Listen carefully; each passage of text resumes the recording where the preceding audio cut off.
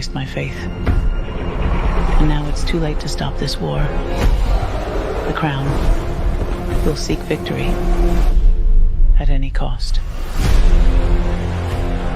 We must strike while we have the advantage. It's all a story. And you're but one part in it. You know what you must do. The dragon's dance. We march now toward our annihilation.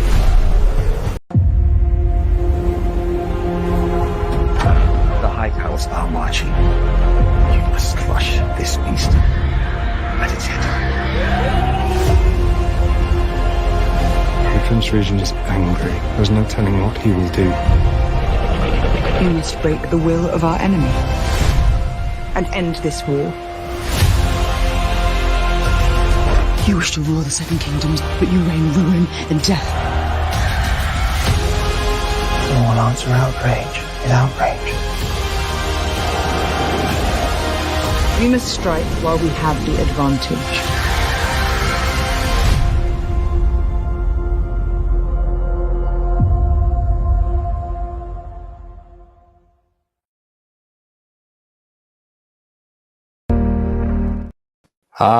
Well, advantageous or not, here we are talking about episode 8, season 2, House of the Dragon, the finale. Slightly longer than normal episode. Quite a lot happens.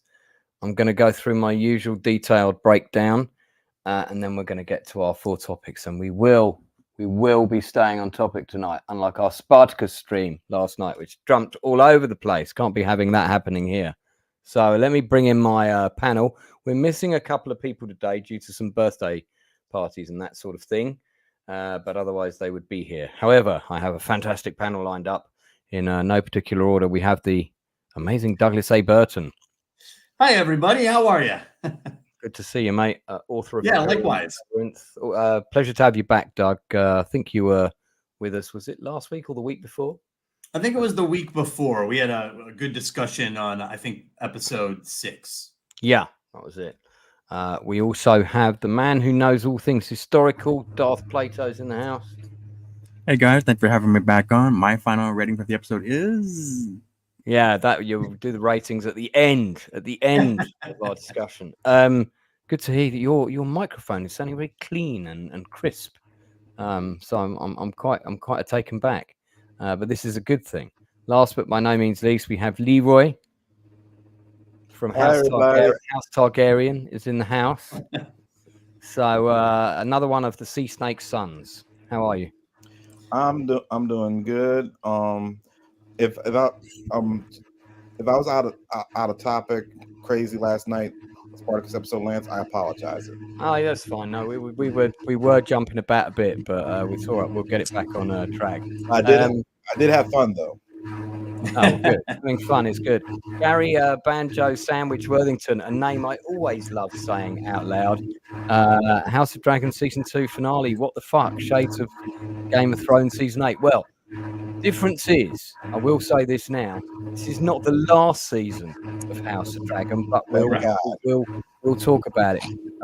August is saying last episode was fine. Dan Candy is in the house. Shari Leave 1567. I don't think I've seen you in the chat before. Thanks for coming on. Darth, you've got big feedback on your mic, so mute yourself when you're not talking. I'm pretty sure it's you. Yeah, there you go. So your mic was brilliant just now, and I cursed it. I shouldn't have said anything. Anyway, so those people watching, do share, subscribe to the channel if you haven't already. We've discussed all the other episodes, and also there's quite a lot of other content on the channel as well. We're going to get into the writing and so forth. This is quite hotly. There's hot opinions flying around all over social media about, is this a good episode? Isn't it a good episode?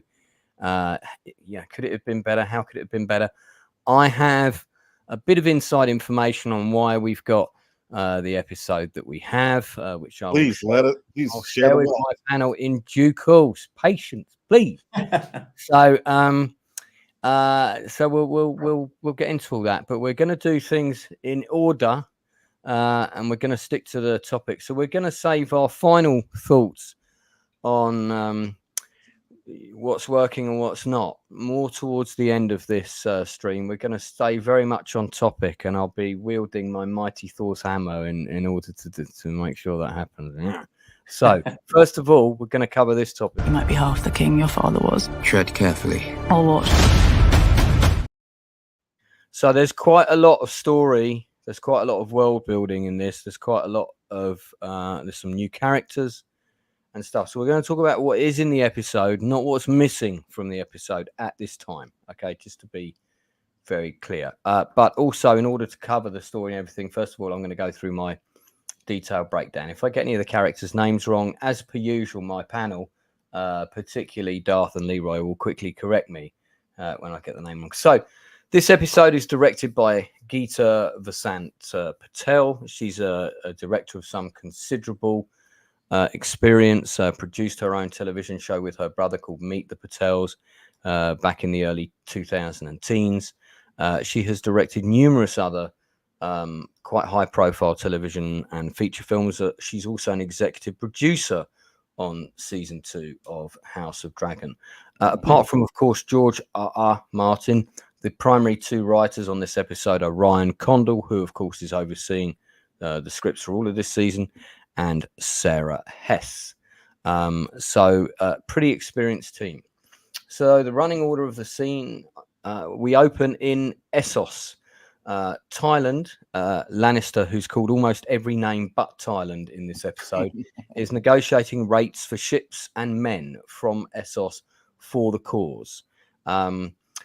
He's told by there's a sort of council of sorts, the kind of the main men from the hierarchy. So he's told by the Taraki, which are like a council, that there's various things that they want. They want the stepstones to be part of the deal. He's not even sure he's actually got permission to negotiate who controls the stepstones, as they've been contested over the years. But he agrees to this nevertheless because he wants to bring home a deal.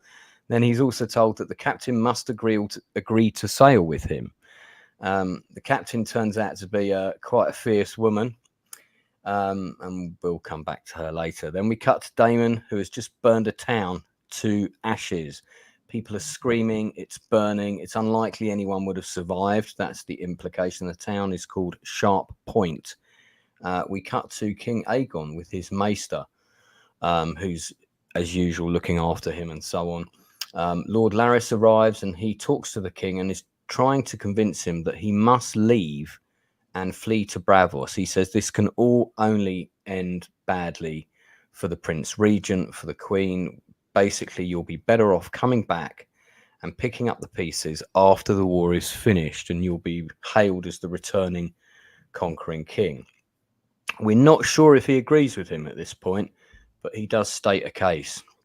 We cut to, I think it's Princess Rhaenyra, searching for the dragon in the hills. I think I got that character name right. I always get the princesses. That's Rhaena. Rhaena, thank you, Rhaena. Princess Rhaena. So she continues to search for the dragon. We're going to cut back to her about 4 times in this episode, still searching for the dragon at various different points. We cut to Dragonstone. There's new riders are at the council table. So the new dragon riders, Ulf being the belligerent one, is at the table. He's basically speaking out of turn when Jace arrives, and Ulf tries to recompense when he realizes it's the prince. Jace tells him, being a dragon rider is a sacred inheritance. He makes it clear to Ulf that he needs to be ready. Any hindrance from him to his strategy, and he'll personally see him hang. So at that point, Ulf gets a bit of a dressing down. When we get to casting characters, I've got a fair bit that I want to say about Ulf and the actor that's playing him, so remind me if I forget. We then cut to the Sea Snake and the Queen discussing the new dragon riders and strategy for the war. The Sea Snake is adamant, you must strike now. You have the advantage. You've got the others on the back foot. You've got to strike. You've got to strike now. That's his opinion. And we've got loads of comments coming in while I'm running through all this. I will get to those comments in a bit. Good to see Heath's Geek Versus here, Bacon Gaming, a few names I don't recognise. Welcome to the channel.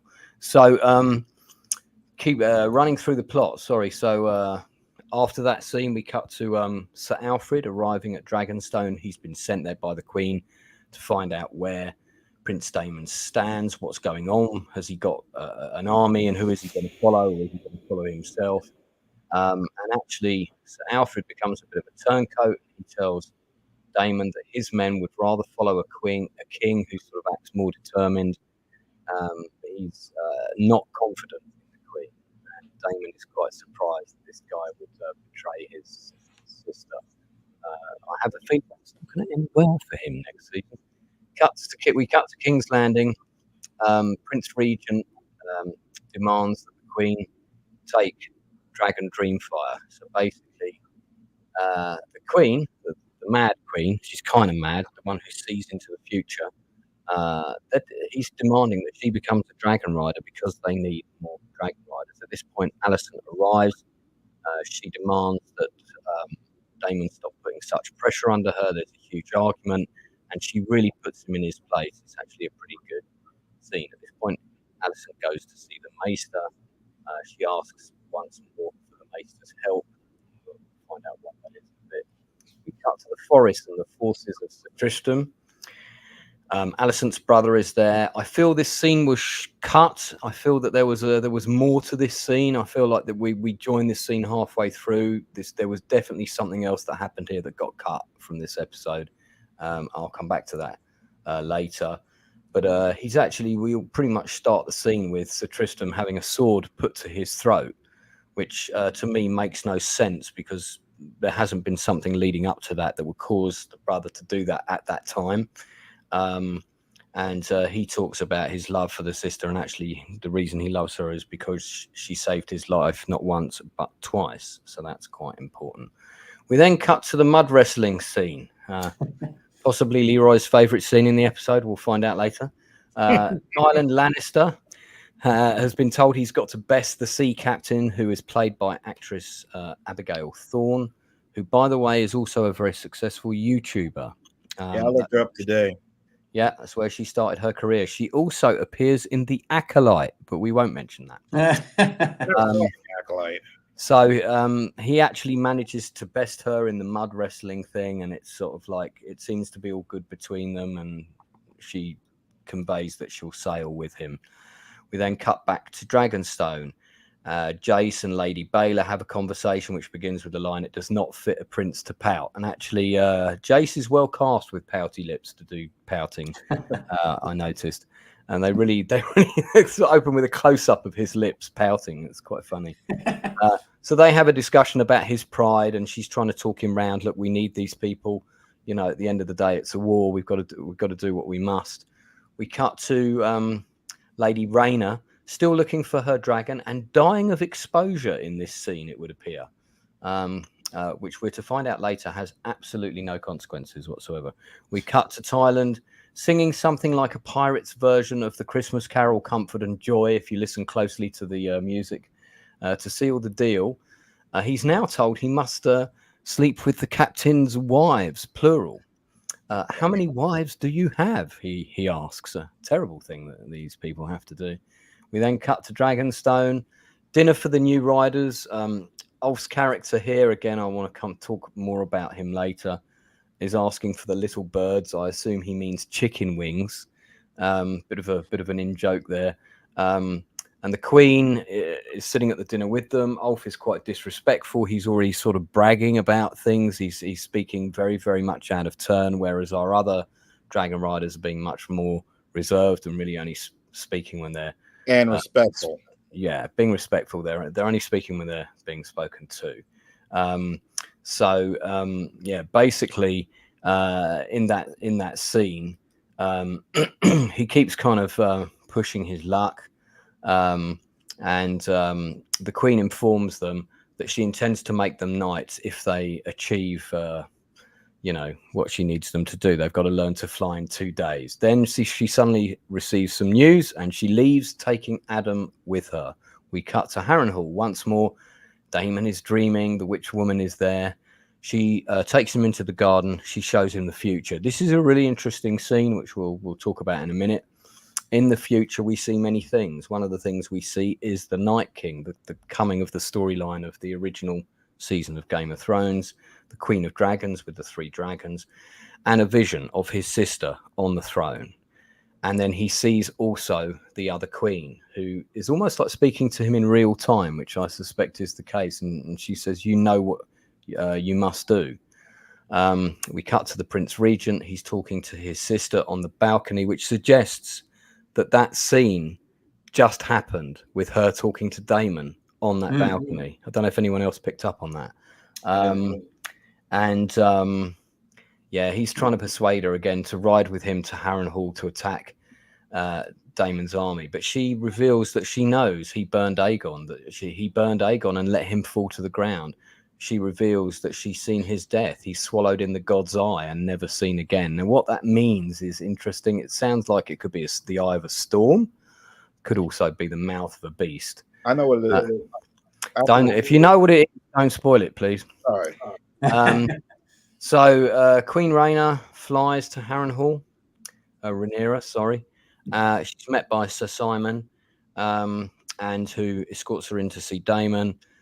Damon does a bit of a speech. He promises loyalty, and then he kneels before her, says, "You are my true queen. I mean to serve you until death." Very important scene. So Alfred at this point looks extremely worried, but he kneels along with the rest of them.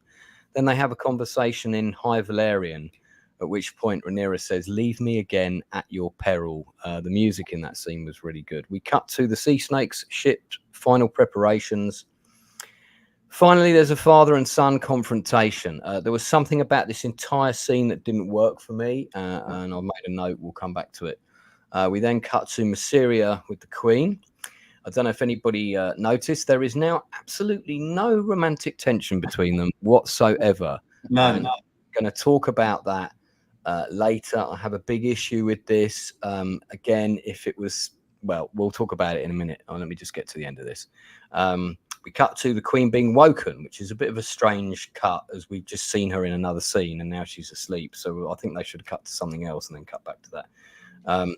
In secret, she is visited by Queen Alicent, who pleads for a route to peace and is ultimately forced by Rhaenyra to sacrifice her own son in order to facilitate this. I mean, she says, you know, that has to happen in order for peace to come. It's gone that far. I have to say this scene was really good, extremely well acted by the two lead actresses. We then cut to a huge montage for the episode of various armies. The music is very, very Avatar, James Cameron's Avatar. And we have Tywin Lannister and his ships. We have the brothers, his twin brother's army, which arrive and are now, I believe, within sight of Harrenhal, I believe is what was in the distance rather than King's Landing. I'm not sure, but I think it was Harrenhal because of the rivers. We have the Sea Snake and his fleet. And then we have Damon and the Riverland armies preparing to move out. We have the men coming down from Winterfell. Prince Rhaena finds her dragon at last. Don't really see what happens there. We have a really weird shot where we cut to Otto Hightower, who is in prison. Yeah. Who is imprisoned. We're going to discuss that because that to me was very out of the blue. We cut to King Aemon, who is in an incognito travel cart, traveling with a small entourage, including Lord Larys, fleeing King's Landing and obviously following his advice, and presumably is going to take a sort of circumspect route to Braavos. And the quickest way would have been to take a boat out the harbour, and they haven't done that because they would have been spotted. So they're going somewhere else to then take a boat to Braavos. We cut to Alicent walking out, I think, of Dragonstone and looking out to sea to the sort of sunset, and boom, it's the end of the episode.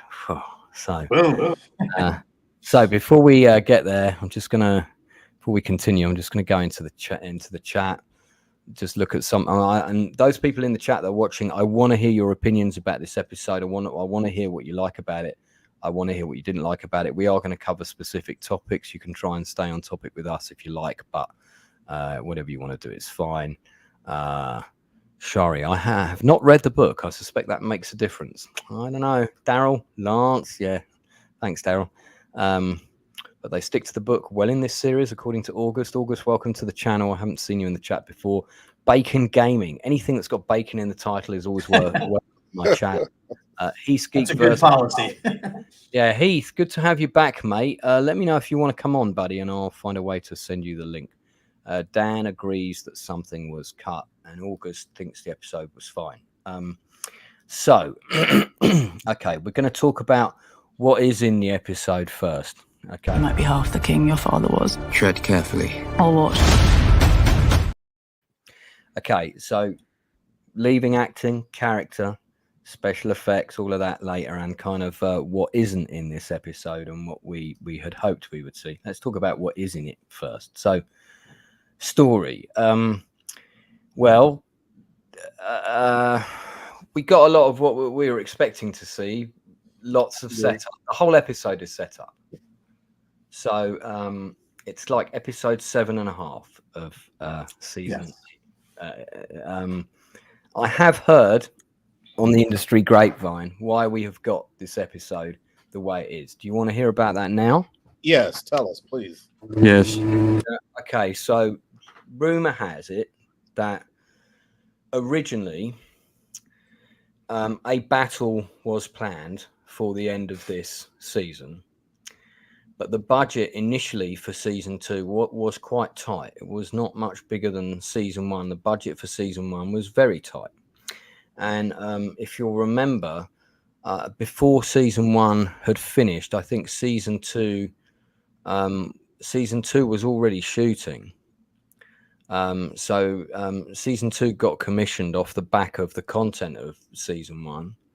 So season 2 was already filming when season 1 was airing, but they didn't know how successful season 1 was going to be. So there was always the possibility that it was just going to be 2 seasons. That was always a possibility. So there was lots of different versions of scripts flying around. And there was a battle planned for the end of season 2, which may well have been that's it. If season 1 had done so, they weren't going to do season 1 and never finish it. Even if season 1 had done terribly, season 2 would have then just wrapped it all up. Right. So it was season 2 started as we're going to wrap it up. Suddenly season 1 went through the roof, did amazing. People weren't ready for that. So season 2 went through massive rewrites during shooting. This is what I've heard. I can't say whether any of this is 100% true, but I work in the industry. 90% of the people I know work in the industry. I know lots of people that worked on this. I've had a guest on from season 1. So,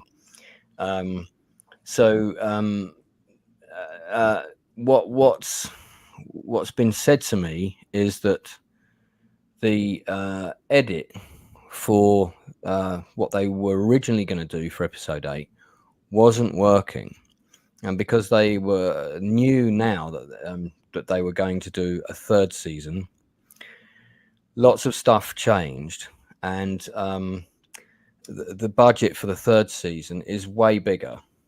So they can realize a lot of the stuff that they want to do in season 3, I bring all these, because these guys aren't all coming together to fight in one place. There's going to be quite a few different fights in different places, I believe. I mean, again, I haven't read the book, so I don't want to know any spoilers, but if I'm in the right direction, you can let me know. So you're not talking about filming one spectacular battle scene. You're talking about filming several spectacular battles, and I imagine there's going to be a battle almost not every episode next season, but probably every other episode. So, wow, all right. Yeah, so the decision was made not to rush and do a low budget battle to end season 2, but to end it all on the cliffhanger of it's all about to happen, rightly or wrongly, and we'll talk about that towards the end, rightly or wrongly. But that's what I'm told is what happened. So it's kind of like, do we do it with the money we have now and do one part of the battle, but we don't really have enough money, or shall we wait to season 3? We'll set it all up and we'll do it properly. they probably made the right call, even though it's not too fun right now. Yeah, I agree. I mean, Lance, thank you for explaining that, because before the show came on, I read today on the news that season 3, every episode is going to be about a battle. It's going to be, the entire season will be total war. So pretty much, yeah. So I actually thought either they made a misstep in the way they closed down the second season, or they're saving all the big guns for season 3 and will completely forgive them once we get to season 3. So it sounds like it's the latter, and that makes me that's reassuring. I think they have made some mistakes.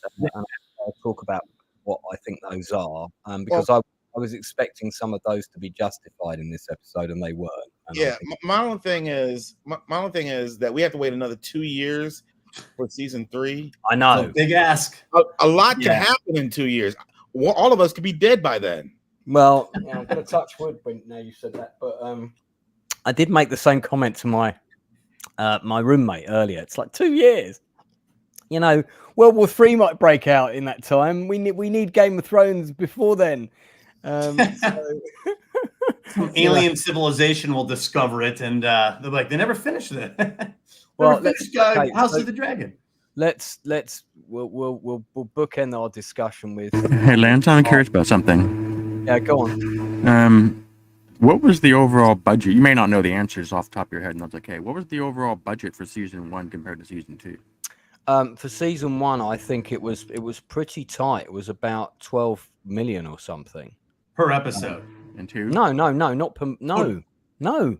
Like the budget was really tight. It was under 20 for the whole show.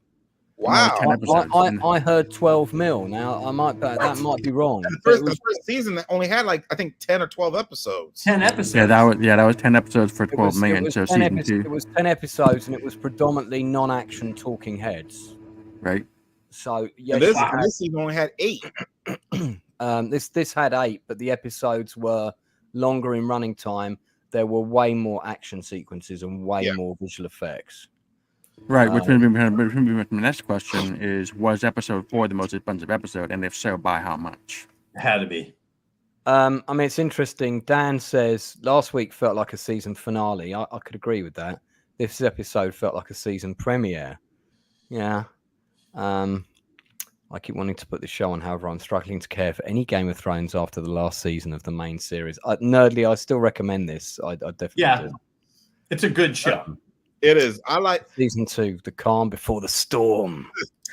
I tell my family members who watch Game of Thrones, the entire show of House of Dragons is better than all 8 seasons of Game of Thrones. I like it because the reason why I didn't like Game of Thrones because too many good guys were getting slaughtered, and the whole incest scene kept throwing me off. But at least House of the Dragon, which is a prequel, kind of makes more sense. And let's talk about the show. It is the finale, so we will talk about the show overall and our thoughts about it overall thus far, 2 seasons to date. But again, let's save that till the end. Right, what I want to focus on is the content, story, and script of this episode. So, let's do it like this. Let's tell me about your favorite scene of this episode and why it's your favorite scene, and tell me about your least favorite scene and why it's your least. So let's do favorites first with everyone. So Doug, what's your favorite scene in episode 8? My favorite scene was when Damon bent the knee. I reacted very strongly to it. I was like, oh, it just felt like the whole series was trending with him going this one direction. And yeah, it was good that they played with that. They really played with it patiently. Yeah.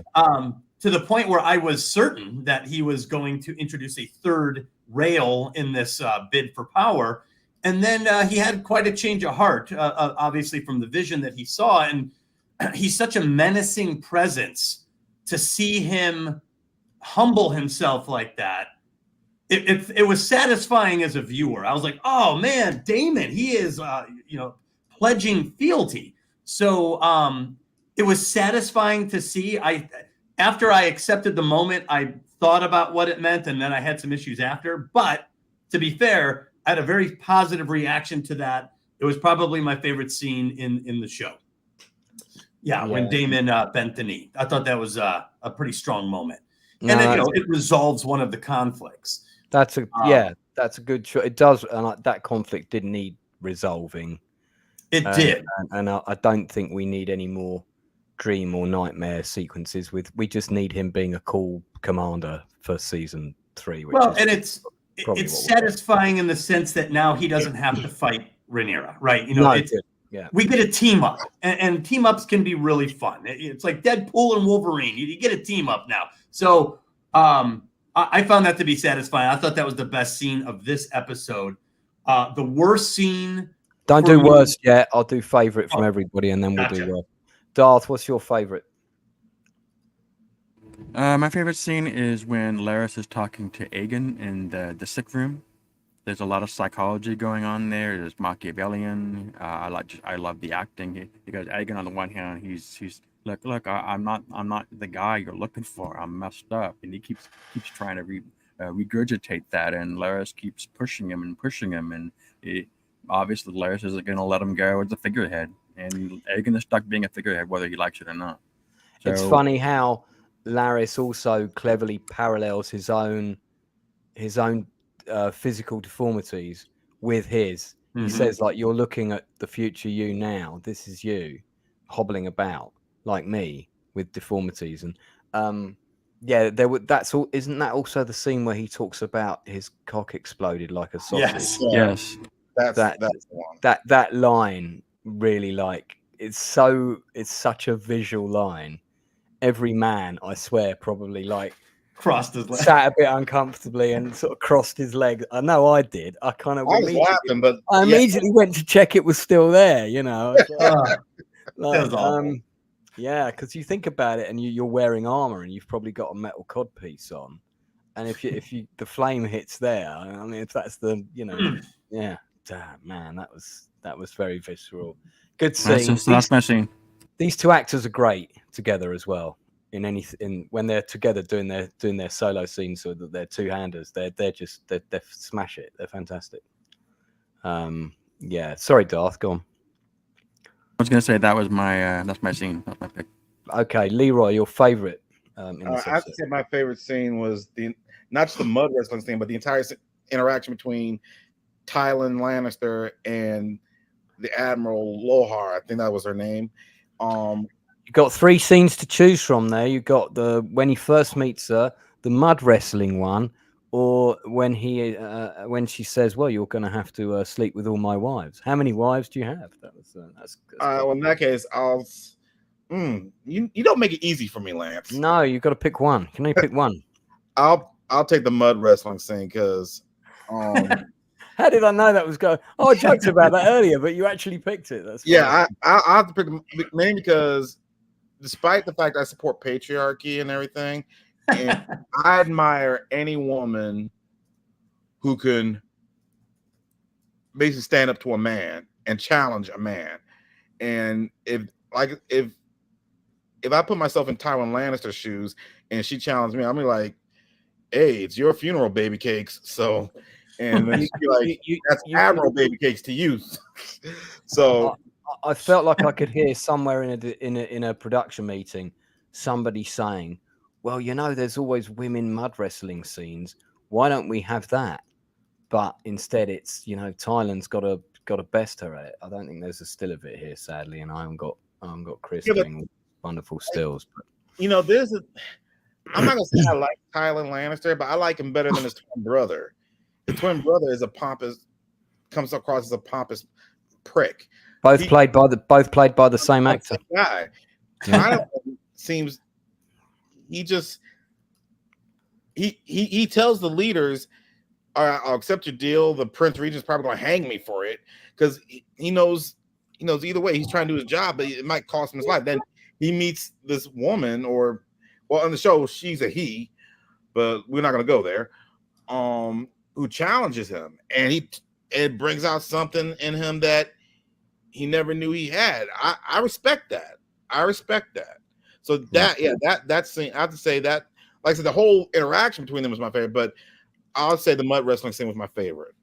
I going to the let's not say gender, let's say sexuality of the character. Mm-hmm. Hold on a second. I want to say something about that, and it's not what you're gonna think. Well, I'm not disposing any. Essos is basically North Africa.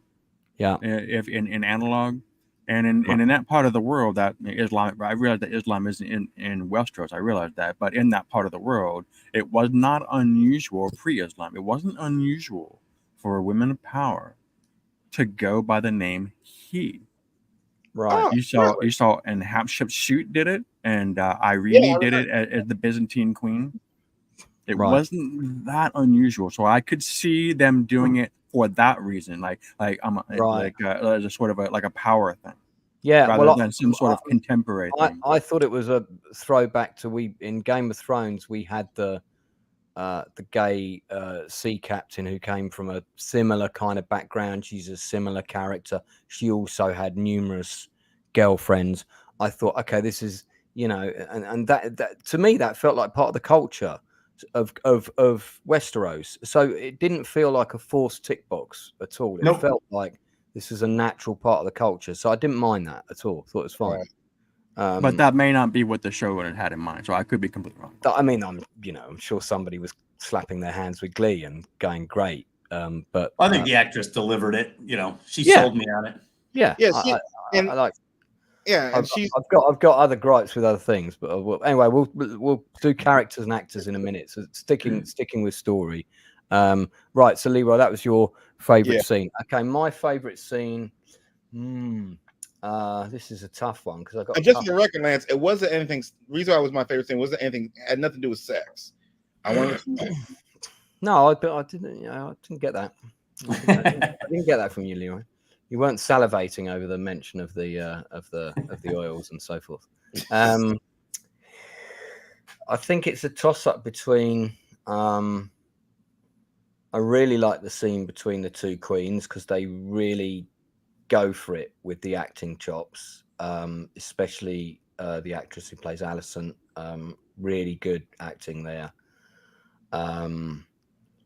But I also do like Daemon taking the knee. Thought that was really good. Because I love the bit where she speaks to him in High Valyrian. Leave me again at your peril. That was really, so telling, so loaded. I think probably on balance, I think again, just that was the scene I was most emotionally invested in because I didn't know what was going to happen. The music complemented it really well. It's a crowd scene. Everybody was like, "Whoa!" It was a bit of a Braveheart speech scene for me. So yeah, I'll probably go with the same as you, Douglas. We'll do least favorite scenes of the episodes, and I'll go first this time. I've got two, and it's a toss-up between one or the other. First of all, the scene with Mysaria and the worm and the queen. I don't know if there's a picture of the two of them on this mini selection we've got here. I think not, but I would have expected there to be some hint of their romance. The fact that they have just slept together, that should change the dynamic of that relationship. It should make it more personal. Yes, she's still the advisor. Yes, she's still the queen. Yes, she still has military and war on her mind. But nevertheless, we have seen let's call it the human side of Queen Rhaenyra quite a lot. So I feel like these scenes were not necessarily shot in order. Right. And I feel like that kiss was insisted upon by some meddling producer. It didn't feel like it fitted in the story. It's the biggest issue I have with the whole season, actually, because I just don't think it had earned its place there. There was no. Apparently, the actresses themselves decided to improv that scene. That's what I heard. It didn't feel well. I mean, I haven't heard that myself. I'll endeavour to find out if that was true. It just didn't feel like it fitted. It just. Because there's no setup for it. Don't let actors fuck with the script like that. Don't let your cast fuck with the script like that. That's not a good Agreed. call.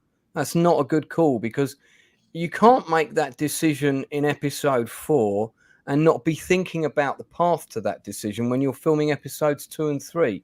There's no sexual tension between them whatsoever in any other episodes. But I also had a big issue with the scene with the son finally confronting his father, the sea snake.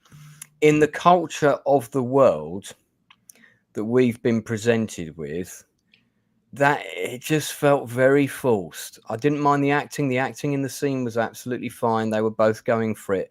It just didn't fit. It just felt oddly unauthentic somehow, and I didn't buy it at all. I don't know, Lance. I mean, it's hang on, not your turn yet. sorry. those are my two. Okay. I mean, if I have to pick one, I'm going to say that the biggest sin is the one with Mysteria, because the actresses have gone for it. Great. Well, you better keep that in then.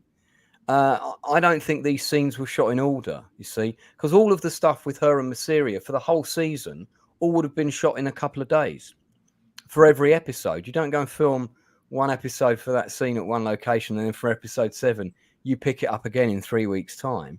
You film everything in one location first for all 8 episodes. Then you go to the next location. That's how it works. That's how you save money on a production, you know. So it wouldn't have been shot in order. It would have been shot out of sequence probably.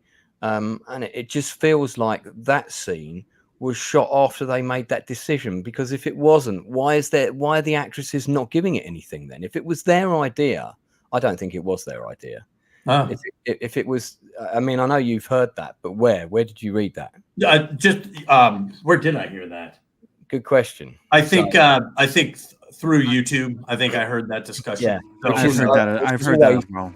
Which is always true, as we know. So, I mean, look, I personally feel if that was their idea, they would have followed through with it. Or the directors then should have said, you know what, guys, since you've gone with that choice, I think you need to show, can we do something with the hand? Could you just, Mysteria, could you attempt to like touch her on the hand, maybe take her hand, but then maybe she holds it for 2 seconds, but then she pulls away because she remembers, actually, now we have to keep this dynamic as it is. But even though she wants to show affection to you, she can't. You still have to be her advisor.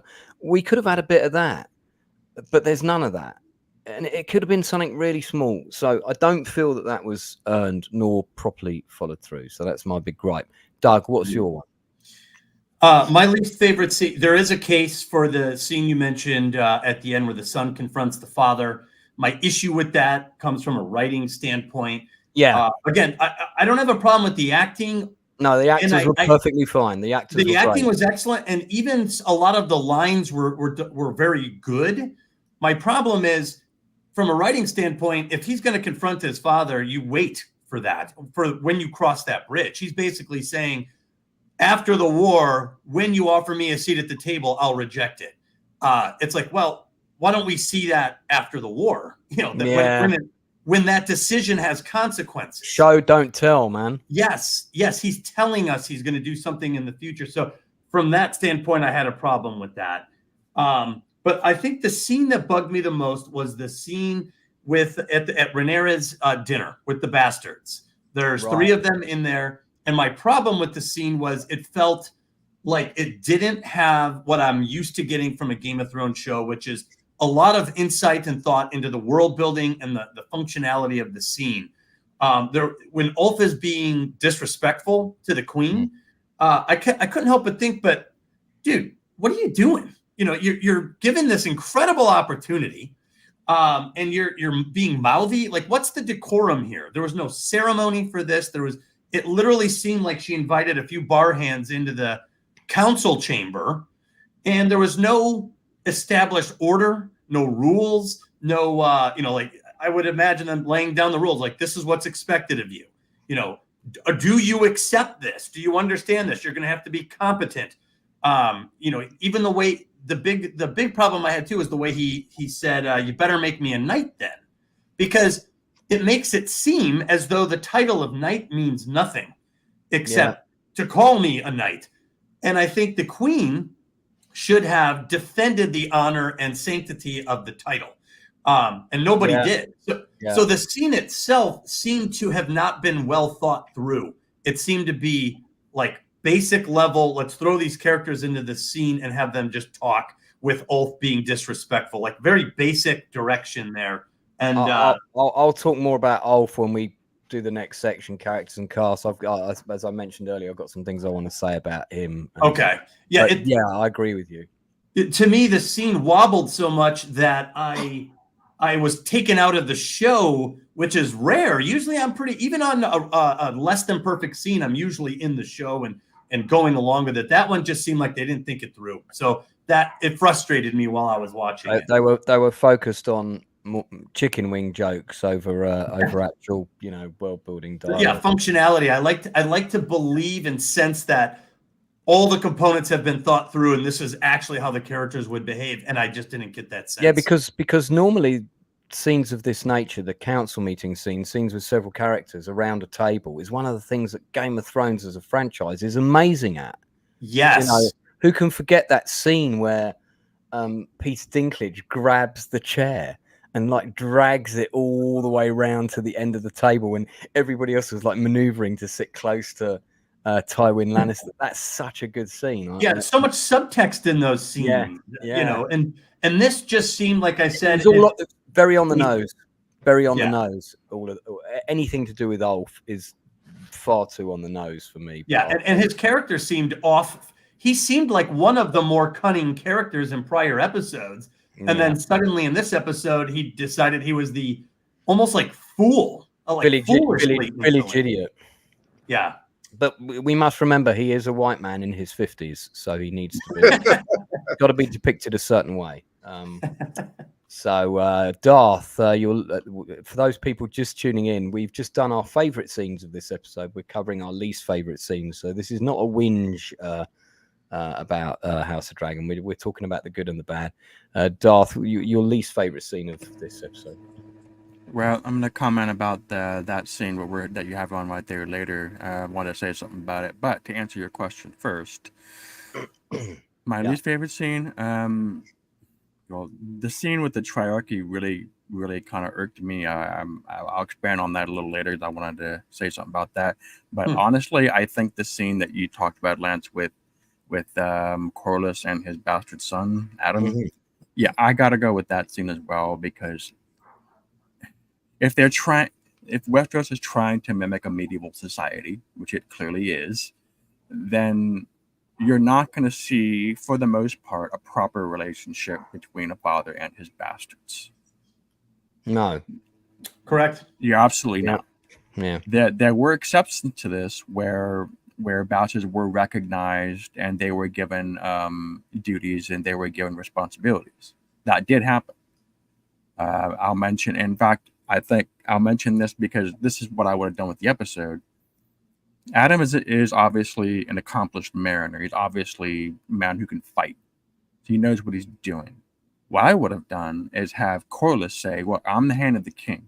I can't lead the fleet. You're going to lead the fleet while I'm hand of the king. And Adam's the one that goes and takes the fleet off. Now, something like this did happen and with Charles V and his bastard. Now, to be fair, Charles V was deceased by that time, but his son was Don Juan of Austria. And Don Juan of Austria was the commander of the European contingent at the Battle of Lepanto. So I would have done something like that. Okay. All right. So, yeah, similar reasons to myself for disliking this scene, although ultimately my choice was with the Masseria one. Leroy, your least favorite? It just seems like they were injecting like a little bit of modernism there. It's just how I felt. Like, well, they're not modern people. Oh no! That was exactly my criticism with it. Yeah, Same. That's all I got. I'm sorry. There was a bit of social messaging with it, which didn't feel very natural to me in the context of the culture we've been presented with. It's like bastard son is quite common, and you happen to be a bastard son of someone important. What a surprise. Leroy, your least favorite scene of episode 8? I'm with Douglas. I'd say my least favorite scene was the dinner table with the bastards, mainly because of Ulf. I've lost a lot of respect for him. All I gotta say is that had I done it, the other bastards, Adam of Hall and Hugh Hammer, would have gone Full Metal Jacket on Ulf for being a disrespectful prick to the Queen, because he could have gotten them all in trouble with his buffoonery. So if you remember that scene in Full Metal Jacket when they beat Vincent D'Onofrio's character with a blanket party. No, that's probably what should have happened in this scene. So this was my least favorite scene. Ulf has been, like you said, Douglas. Ulf has been given a huge opportunity, and he's messing it up. Not just for himself, but for the other bastards as well. So, yeah, the fact that no one did anything about it. Well, the Queen did kind of try to put him in his place, but then he just started running off at the mouth again. The fact nobody, especially the other bastards, didn't do anything about it, I think that's on the fault. That's a failure on the script writer's part. They should at least initiated a scene from Full Metal Jacket on Ulf. Oh, actually, Leroy, that's a great idea. If one of the other bastards put him in his place. I mean, that's I was expecting us to get that scene. Actually, I thought the blacksmith was gonna put him in his place. I thought they were gonna probably have a fight, and I was surprised we didn't get that. Yeah, and the blacksmith has some like man points. Like he seems like the real deal there. And it would have been great, I think, now that you say it, if he was the one who was like, knock it off. We're in the big leagues. Knock it off. Listen to your queen. That would have been great. Because he had a couple of lines like that sort of early on. Yeah. Then he didn't get any more. It's funny. That was running through my head. That scene from Full Metal Jacket, that was what was running through my head as I was watching this scene. I'm like, this buffoon, why aren't Adam and Hugh not smacking him around? I mean, Jace didn't have to do that. They're more at risk than Jace is, because this guy's going to ruin it for them. They've been given a huge opportunity. And I guess that's also the military in me, because when I was in boot camp, I mean, when one person messed up, the entire crew failed. So it was all about teamwork, and that's what I learned in boot camp. So this scene, I think the writers really dropped the ball on this one. Yeah, I agree. This scene could have been better. I just feel as well that even though the Queen needs the Dragon Riders, she doesn't need to mollycoddle them. At the end of the day, she's a ruler, and the fact that they're not of the same class of her, she needs to instill in them how lucky they are to be here, how lucky they are that the dragons chose them rather than the other way round. I was expecting it to be sort of, but hey, Well, and the wealth that they would probably get, what you could do for your family, as a provider, like, don't blow this, man. All you got to do is shut up and learn this task and take it seriously. Douglas, and it's funny you mentioned family. Hugh is not doing this for himself. Even though his daughter's dead, his wife is still alive, and his wife's still at King's Landing. He's doing this for her. He's not doing this for himself. He's doing this for his family. So Hugh should have been the first to start beating the living daylights out of Ulf, putting him in this place. Hey, you ain't messing this up for me. Yeah. Yep. Question in the chat: does Ulf have family? Well, we've established that he's the bastard of probably somebody regal, but as far as we know, he's got no living family. He was supposed to. He said he was the half brother of King Viserys and King and Daemon. That's right. Yeah. So he said that in the Lance. Yeah. Yes. I hear what you guys are saying about the scene. I don't necessarily disagree, but I wonder if the point of the scene is to presage that this is really a doomed episode, a doomed enterprise. Right. Right. I think that might be where like they're a going. science experiment. You know, she's adopting something that's against the tradition, and really a possible threat to Targaryen power and symbolism by going this route. But it solves a practical issue, manpower and dragon power. So, it is doing that. But I think if you're going to do that as the writer, and Leroy, you know what I'm talking about, you got to think this through, right? I mean, you got to think it through and deliver the scene, But this is government war we're talking about. Ad hoc solutions, that's just how they do things. And I absolutely understand why this decision is being made. And honestly, sure. I can't fault them for it. But again, I'm talking about the writing now. I think that the writing is trying to get at if they're struggling now at the dinner table, what kind of struggling are we going to see when they're actually in the field and he's on his damn dragon? I think that's what the point they're trying to get across here. Well, I think that is. I don't think they're just trying to make ha look at this goofball. I think there's something more going on here. Well, Darth, if that's the case, then one of the guys, especially Hughes, should probably kill off and be done with it, because he's basically the biggest threat to the Enterprise. He is. Yeah. Well, and he's a loose cannon. If you're trying to establish this is a new idea, right? We're going to take the small folk, so to say, and bring them into this very illustrious role. Literacy is one of the major dividers. Have a scene where he can't read the simple instructions. Oh my God, we're all the way back to square one. We're with literacy. What are the problems of bringing in the so-called small people into this situation? Do they have the competency level?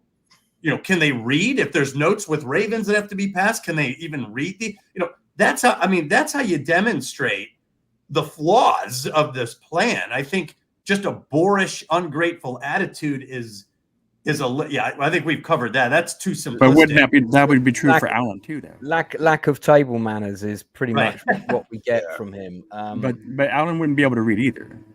Right, but that's an issue usually. I remember the movie Glory when they're marching and the sergeant is like left or right, and the one soldier's like, I don't know which is my right or left, and it's like, yeah. Oh well, then we have to watch everybody else. There's some reality that we're going to have to grapple with. Yeah, and one last thing about this scene is, since when do you see a monarch wear their crown at dinner? I guess she wanted to prove a point to the new people. The other thing I feel that's missing from this episode that I would have liked to have seen, that I'm surprised we didn't get, is a scene of them actually all training on the dragons, like the kind of scene in Avatar where she's teaching. Now, I think I know the reason we didn't get that scene.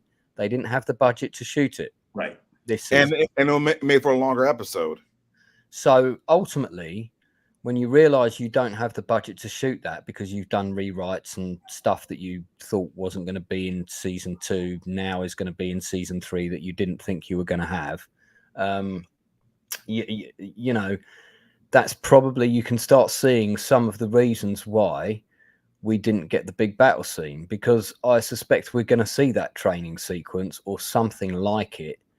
The only thing we got was 2 dragons weaving around in the distance, which we assume, I think you can kind of see they've got riders on. That's assumed to be them doing their 2 days of training. But I think we will get some kind of scene where they're all flying in, like a Spitfire formation. I mean, it would be kind of cool to see that. Yeah, that would be cool. And I will say, if season 3 delivers the big guns, I think all will be forgiven on season 2. I really do.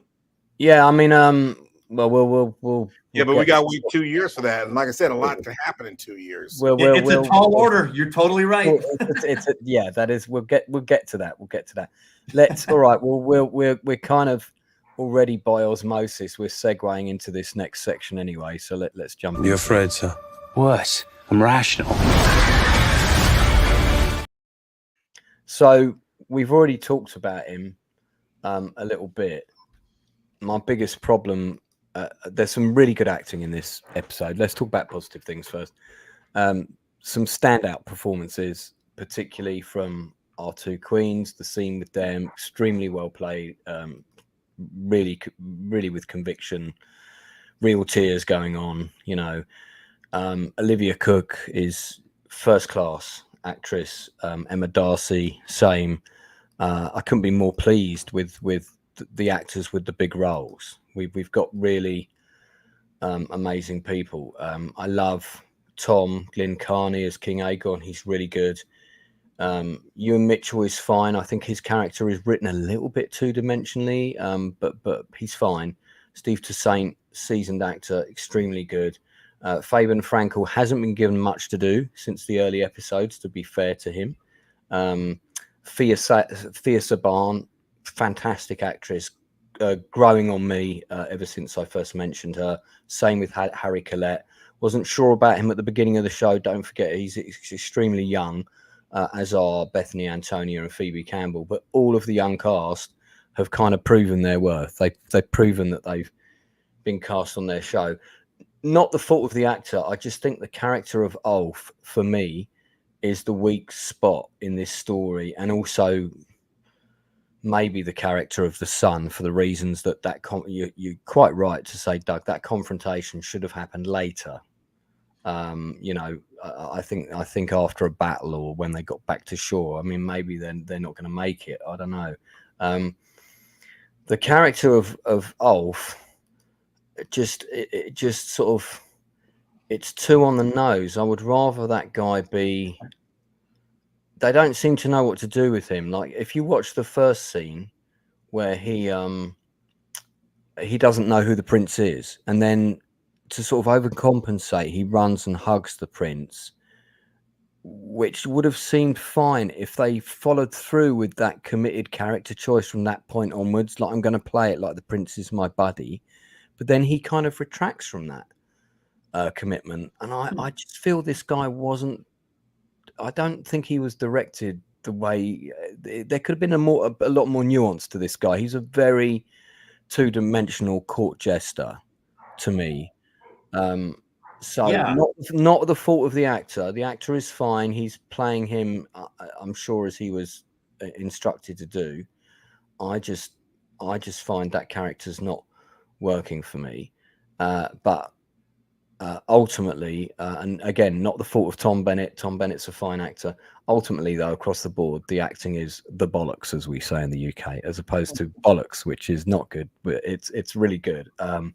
And Jefferson Hall got to do some fun stuff this time as Sir Tyland Lannister. So, yeah, my standout performer for this episode. This is a hard one. I think probably, for me, it's a toss-up between Fia Saban, who plays Queen Helena Targaryen, and so hard to choose between her. It's the ladies. It's for this episode for me. It's between Emma Darcy, Olivia Cook, and Fia Saban. How do you pick one of them as better than the others? I think the three of them, their scenes were all sold with such conviction. Every time they're doing their scenes, I completely believe them. I'm totally there. I'm in that world. I'm with them. So for me, they're great. The weakest character, not the weakest actor. The weakest character for me is the character of Ulf. I think Tom Bennett, perfectly fine actor. He's clearly doing what he's told. So I don't think any of the actors will. I haven't got an actor that I'm watching. Oh, I have mentioned her before. I'm not massively sold on the character of Mysaria either. But again, I think that's more of a character thing rather than actor. So for me, Ulf and Mysaria are not working for me. But all the performances are fine. Stand out the three ladies. Doug, do you have a standout? My standout was Olivia Cook. I actually thought that I had a problem with the scene, but in terms of acting, the scene at the end with the two queens had a lot of gravity to it. Despite I was like, they're doing another secret meeting, but the one thing that undermined it was the fact that we've already had it. That was an issue. The strength of the performance still delivered a scene for me as a viewer. I thought that Queen Rhaenyra held a very queenly presence there. She didn't move a lot. She kept her eyes fixed on her basically her opponent, who's conceding in this scene. And I thought Olivia Cook did a great job of trying to carry some emotional, like, hey, are we really going to do this? Don't you want off this ride? And then Rhaenyra's like, maybe not. Maybe I don't want off the ride. She doesn't really give her that.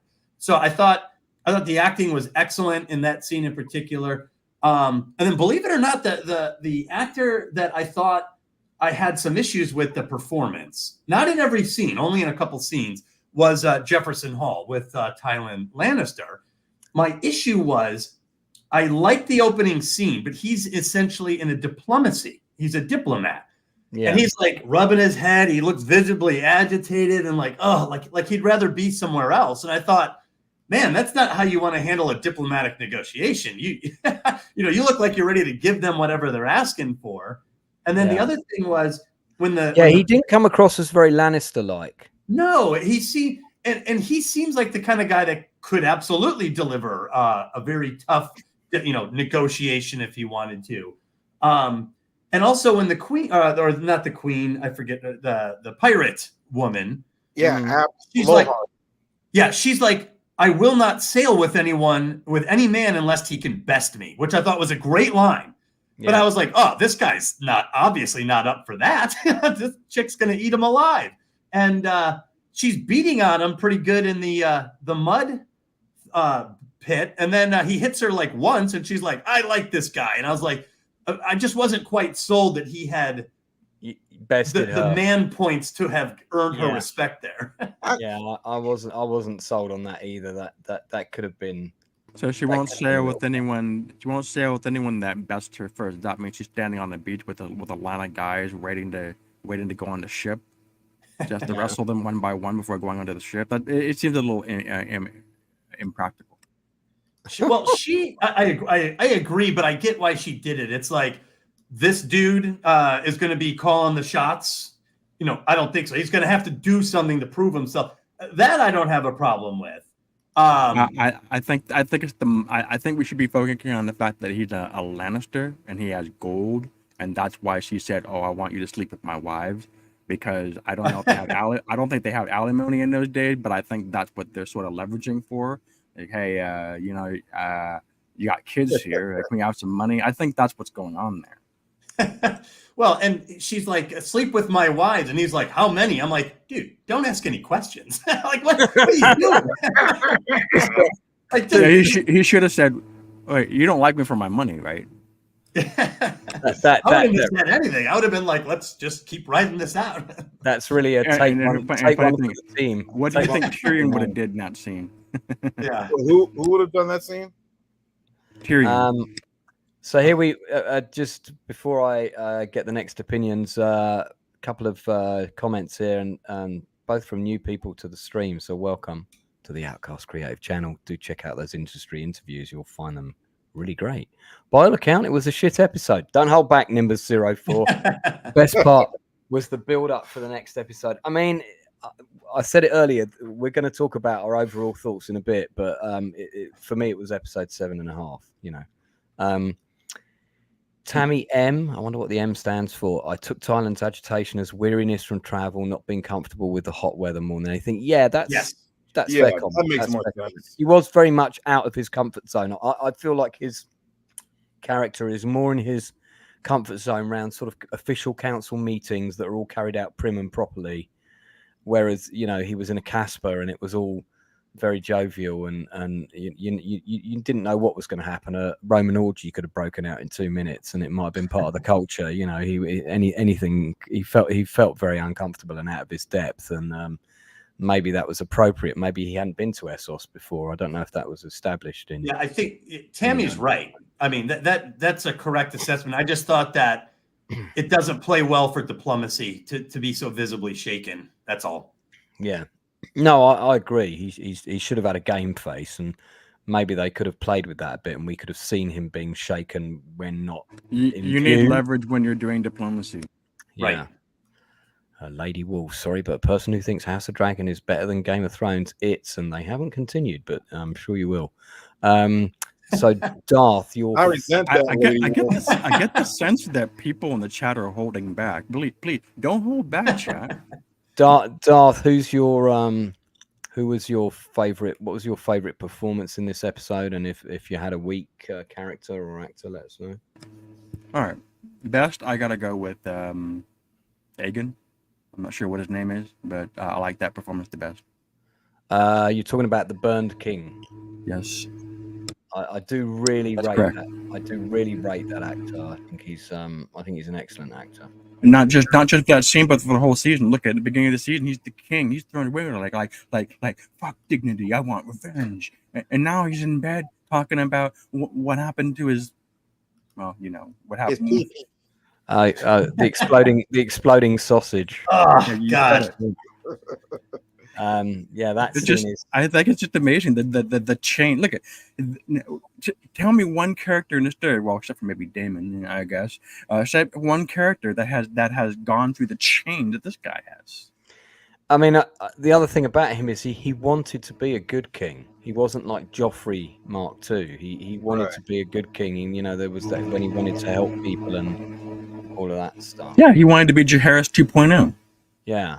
Yeah, he was more immature than sadistic. And inexperienced, I suppose. Tom Glyn Carney is the actor who plays him, and he has been on a podcast, so I'm going to try and get him to come on. But yeah, I think he's fantastic. He is one of the standout newcomers for me. I think he's got a really solid career ahead of him. Darth, was there any character or performance you were Probably Lloyd Tywin. I got or Tywin. Excuse me, like Tyrod. I get confused. Was it the character or was it the actor that wasn't working for you? The character. I'm sorry. Yeah, well, no, that's fair enough because I like the actor. I think the actor's good. Yeah, I'm not going to criticize the actor. I don't know anything about acting, and I'll sound like a fool if I try to comment on that. I'm just saying that the character in that scene was like, come on, this isn't really how you do diplomacy. I'm sorry, mate. If you don't know anything about acting, just watch the acting in this, and then watch an episode of The Acolyte, and then you will learn the difference between. Low blow. It's very simple. I'm sorry. I wanted to say a little bit more about the diplomacy part, but I can wait until Leroy is done. Okay, Leroy, your favorite standout character or actor for this episode, not the whole show. I'd say my two favorite standout characters. Well, if one, it's the opposite of both Douglas and Darth Plato. I thought Tywin Lannister did very well considering the circumstances, because especially when he was challenged into that mud wrestling thing against a woman who's obviously taller and more stronger than him. He's never been in this sort of situation before. He was, like you said, taken out of his comfort zone. I think the reason why I like that character as a standout, because as a veteran who went, one thing the military does when you go through boot camp is they break you down, then they remake you. They take you out of your comfort zone and help you find something that you never knew you had. And basically that's what Tywin Lannister, he was challenged. And in this case, he was challenged by a woman. And he did things he didn't know he was capable of, especially winning a fight in a mud wrestling contest in order to seal the deal for his king or his prince. So you're saying he earned your respect. Yeah. And another mud wrestling's not big in Casterly Rock, apparently. So well, you are risking total embarrassment. You're right. I mean, there's that. That is a good point. And also the other character that kind of stood out for me was Aemon when he burned down Sand Point. I mean, he was angry and crazy before. He earned my respect when I'm not respecting him because he did this, but I'm just saying he's gone from wanting power, being free from his mom's chains, to after the end of the last episode, when things don't go his way, he goes all Adolf Hitler. And Yeah, he was a good. He started off as sounding like quite a competent strategist. I have to say, I felt this was a bit of a big leap. yeah, it was. I feel like something else should have happened in order for him to justify this reprisal. I learned the reason why he burned that city down, because that city was loyal to Rhaenyra. Right. Okay. But I still felt it was. But it had no military value. There was no army in it. Yeah, but he just did it because he was pissed off. Yeah, I get it. I get why he did it. I felt I would have liked to have seen something like, for example, let's say that an emissary arrived from, was it Sharp Point or something Point? The town Sharp Point. Yeah. Let's say you had an emissary who arrives from Sharp Point, comes to the Red Keep, and you could have even played with the joke of don't shoot the messenger. He comes, he kneels, and he says, we've chosen, what could have been fun is he said, we've chosen to stay neutral. We feel the conflict is bad for the kingdom and will not swear fealty until those higher and mightier than us have, fought it to its bitter end. Right. And then we will support the victor. That would have been a great scene.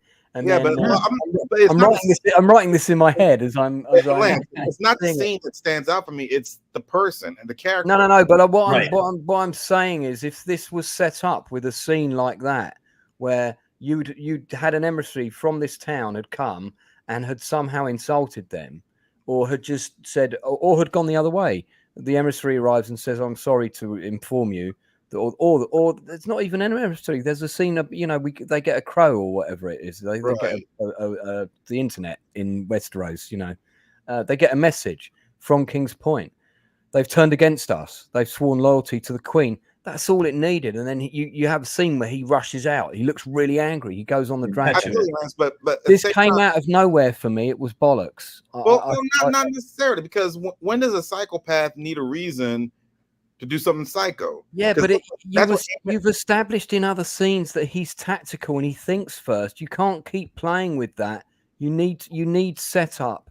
That's what setup is in writing. They're doing a lot of setup in this I think the ending of the last episode kind of set him off to become the psychopath in this episode. When he realized that Rhaenyra got 3 more dragons, and then when he goes back to King's Landing and basically grabs his sister and is almost about to punch his mother, he's completely off the rails. Yeah, so, but that's Sith Lord Aemon. We've had Mad Kings and all that before. I just like to see action reaction. I would have liked to have seen an action that specifically took place that warranted this reaction. It can still be, as Nashalini 17 eloquently put it, an F and Mad I think I know what I would have done in that scene, but go ahead. What would you done, Darth Plato? What I would look at that place is Sharp Point. That place is due south of Dragonstone. So when he's flying south from Dragonstone, he would have flew past that location. So what I would have done. So what you would have had, that what would have been better, and maybe it was cut, maybe it's there, is he flies back because he sees all the dragons at Dragonstone. He passes this other settlement. He sees. You cut to a shot of the flags, and they're flying the flags for. That's right. Rhaenyra. That's right. That's what I was gonna get to. Is he notices that they're loading supplies. There you go. He goes down there and says, "Where are you sending that? Tell me now." And it's that sort of a confrontation. You said, "Okay, well, screw the lot of you." I think that would have been. This scene could have had even more meaning. It could have had more, just to write it off as, oh, he's just being a mad fucker. I think, because we didn't really know in terms of world building, it was a bit weak. We didn't. You can find out where it is. You can go and look on the map, but a show shouldn't work like that. A show shouldn't be, if you need the answers, go and look on the internet or read the book. It has to work on its own. The good shows always have to work on their own terms. When I was taking notes, I just wrote, Aemon is looking at a burning city. There was there was like a 6-second scene. And we only find out the name of it later. sharp Right. point, and we've never I had to heard of go it. back and fill out what the note was as I figured it out. So I thought that was, I agree with you. That was We've weak. never heard of it before. There's no setup for this. That I feel that was weak, and it could have been better. And again, overall, I'm a big fan of this show, so I'm not being too critical. But there were things that didn't work, and that's one of the ones that I think could have been. I think it could have been better. Leroy? Did you have a character that you thought was weakest, or a performance that I'm with it. Well, as far as the weak character, I'm with everyone else. Ulf. Right. Okay. Ulf is the weakest character. And sorry, Tom Bennett. And again, we're not saying Tom Bennett's a bad actor. We think Tom Bennett, excellent actor. Excellent. Yeah, I think as far as all the best performances go, all the actors are doing what they need to do, and they're doing great. But Ulf, like I said, Ulf reminds me of Vincent D'Onofrio's character from Full Metal Jacket. And I think, like I said, I think the writers really dropped the ball on the dinner table scene where he was basically putting all the other bastards in danger. They should have at least gone full blanket party on his ass. I think also that they could have played his arrogance a little bit differently. He could have been saying, he can be reaching for all the food on the table. We know he's a fat bastard already, but you could have had stuff like, so when are we going into attack? You've got the most dragons. We should go and attack them now. He's already thinking like a fool. He's not thinking strategy. He's just thinking weight of numbers. He's thinking like a bully. Yeah, and if I was Hugh Hammer, as big as Hugh Hammer is, and the reason why I would have either beaten the living daylights out of Ulf, or I probably would have just done everybody a favor and took his life. Well, and totally. Well, and what would be on my mind is dragon riding. That should be a daunting thing hanging over your head. Yeah. It's one thing that the dragon chose you. Now you got to get on the back of this dragon. You're going to have to go up, 1,000 feet, and you're going to enter combat with infernos spraying across the sky. That seems like that would be preoccupying my mind, not this insolence, I mean, also he could, for example, when she said the thing about 2 days, that would have been a perfect moment for him to come back with his arrogance. Who needs 2 days? I've already been on it. I've mastered him already. I know what I'm doing. Buddy. I mean, it would have been great if he'd come back with a line like that instead of asking for more chicken wings. I feel that when they were writing his dialogue, it feels like, let's get another joke out of him. I feel like that could have been, better. Yeah, the writers really dropped the ball on his character. They really did. Yeah. Leroy, didn't you sense that they had better scenes with him in other episodes? Yeah, they did. Oh yeah, absolutely. August, I agree with you that I'm all about storytelling. I'm a writer for a living. And I know all about setup and payoff, and there's a ton of setup in this episode. It is good storytelling. We're gonna come to that again. We're gonna bookend with, if we're willing to wait 2 years, etc., to see the good storytelling. I also talked at the beginning about why this show ended the way it did. I've had a bit of inside information on the changes that happened during the production, the fact that originally season 2 was potentially going to be the second and final season, but that changed fairly early on, so there was a lot of rewriting, but the budget was still the same, so it was agreed that season 3 would have the big budget. And anyway, you can watch that. We talked about that at the beginning, so I don't want to go over all of that again. All right, well, that's cast and characters. I will ask people before we move off this topic, who is your favorite character, not just for this episode, not just for this season, but for the show overall? House of Dragon overall. Who is your favorite character? Who is the character that you are always looking forward to seeing their next scene? Because for me, Game of Thrones, it was a no-brainer. It was always Peter Dinklage. I always couldn't wait to see the Peter Dinklage scenes. You just knew they were going to be fun, but he also had such an interesting arc, and the fact that he went through so many changes from a self-entitled brat to sort of being brought right down to earth and humbled. And he had one of the best storylines of any character in any show ever. Some of the greatest dialogue, man. Amazing dialogue. Doug, we'll go in the same order. Douglas, who's yours? My number one is Daemon. Daemon Targaryen is my favorite character. He does chew up the scenes that he's in. I feel like this season there was about 4 episodes of him wallowing a little bit in Harrenhal, and I feel like they did not wallowing and whinging and dreaming. Yeah. Yes, they did not use his presence and character to good effect. I felt that he was wasted in some of the episodes. That said, he still carried a lot of the scenes. So when he's on the screen, I perk up a little bit more. Last season, I really liked King Viserys. Really liked him as a character. And then I guess in third place, it would be Queen Rhaenyra. I think she has held my attention when she's on the screen. Yeah, I absolutely agree. My answer is going to surprise people. I'll save until the end. Darth Plato. Who is yours? So you want my favorite character for the entire series today? Yeah, it can be the character or actor. But I gotta go. I probably have to go with Viserys. I love Viserys. Paddy Constantine. He was great. Yeah, it's ever since the first episode where he had that confrontation with Daemon, like did you say it? That scene in the throne room. Oh my god, that's the best scene I've seen in out of 2 seasons today. Oh my god, I love that scene so I much. thought his scene re-entering the throne room as an invalid for that final dinner part, I thought that was an incredible scene with him in the first season. Yep, that's my choice. Simple answer. No, good choice, Leroy. I have to say that's a tough one. It is a tough one. I have to say it's a tie between. Well, for season 1, Viserys. So I'm with Darth Plato on that. Everything I loved about Viserys, I thought he was a good king. He was a fair king, and he just wanted to do what's right for his people and for his family. And I admire that. I think he tried to be a family man first and a king second.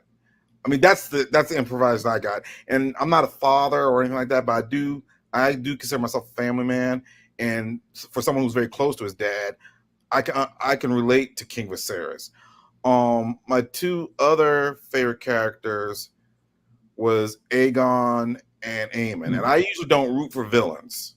And after season 2, they became my favorite characters because how they freed themselves from their mother's power, and that's more of a personal experience. This may sound a little sexist, but I have nothing against the female characters on the show, but women empowered, I'm kind of allergic to. So I know that sounds sexist. I know that's not politically correct, but I'm just being honest. I really, for anyone watching who's insulted by that, I suggest you watch our other episodes where Leroy goes into more detail. Yeah. So for the reason for these strong views that. When Aemon, after Aegon is now an invalid, when Aemon basically removes his mother from power, because one of the reasons why I don't like Alicent, because she's manipulative, just like her father. She's manipulative and everything, and I know that from personal experience.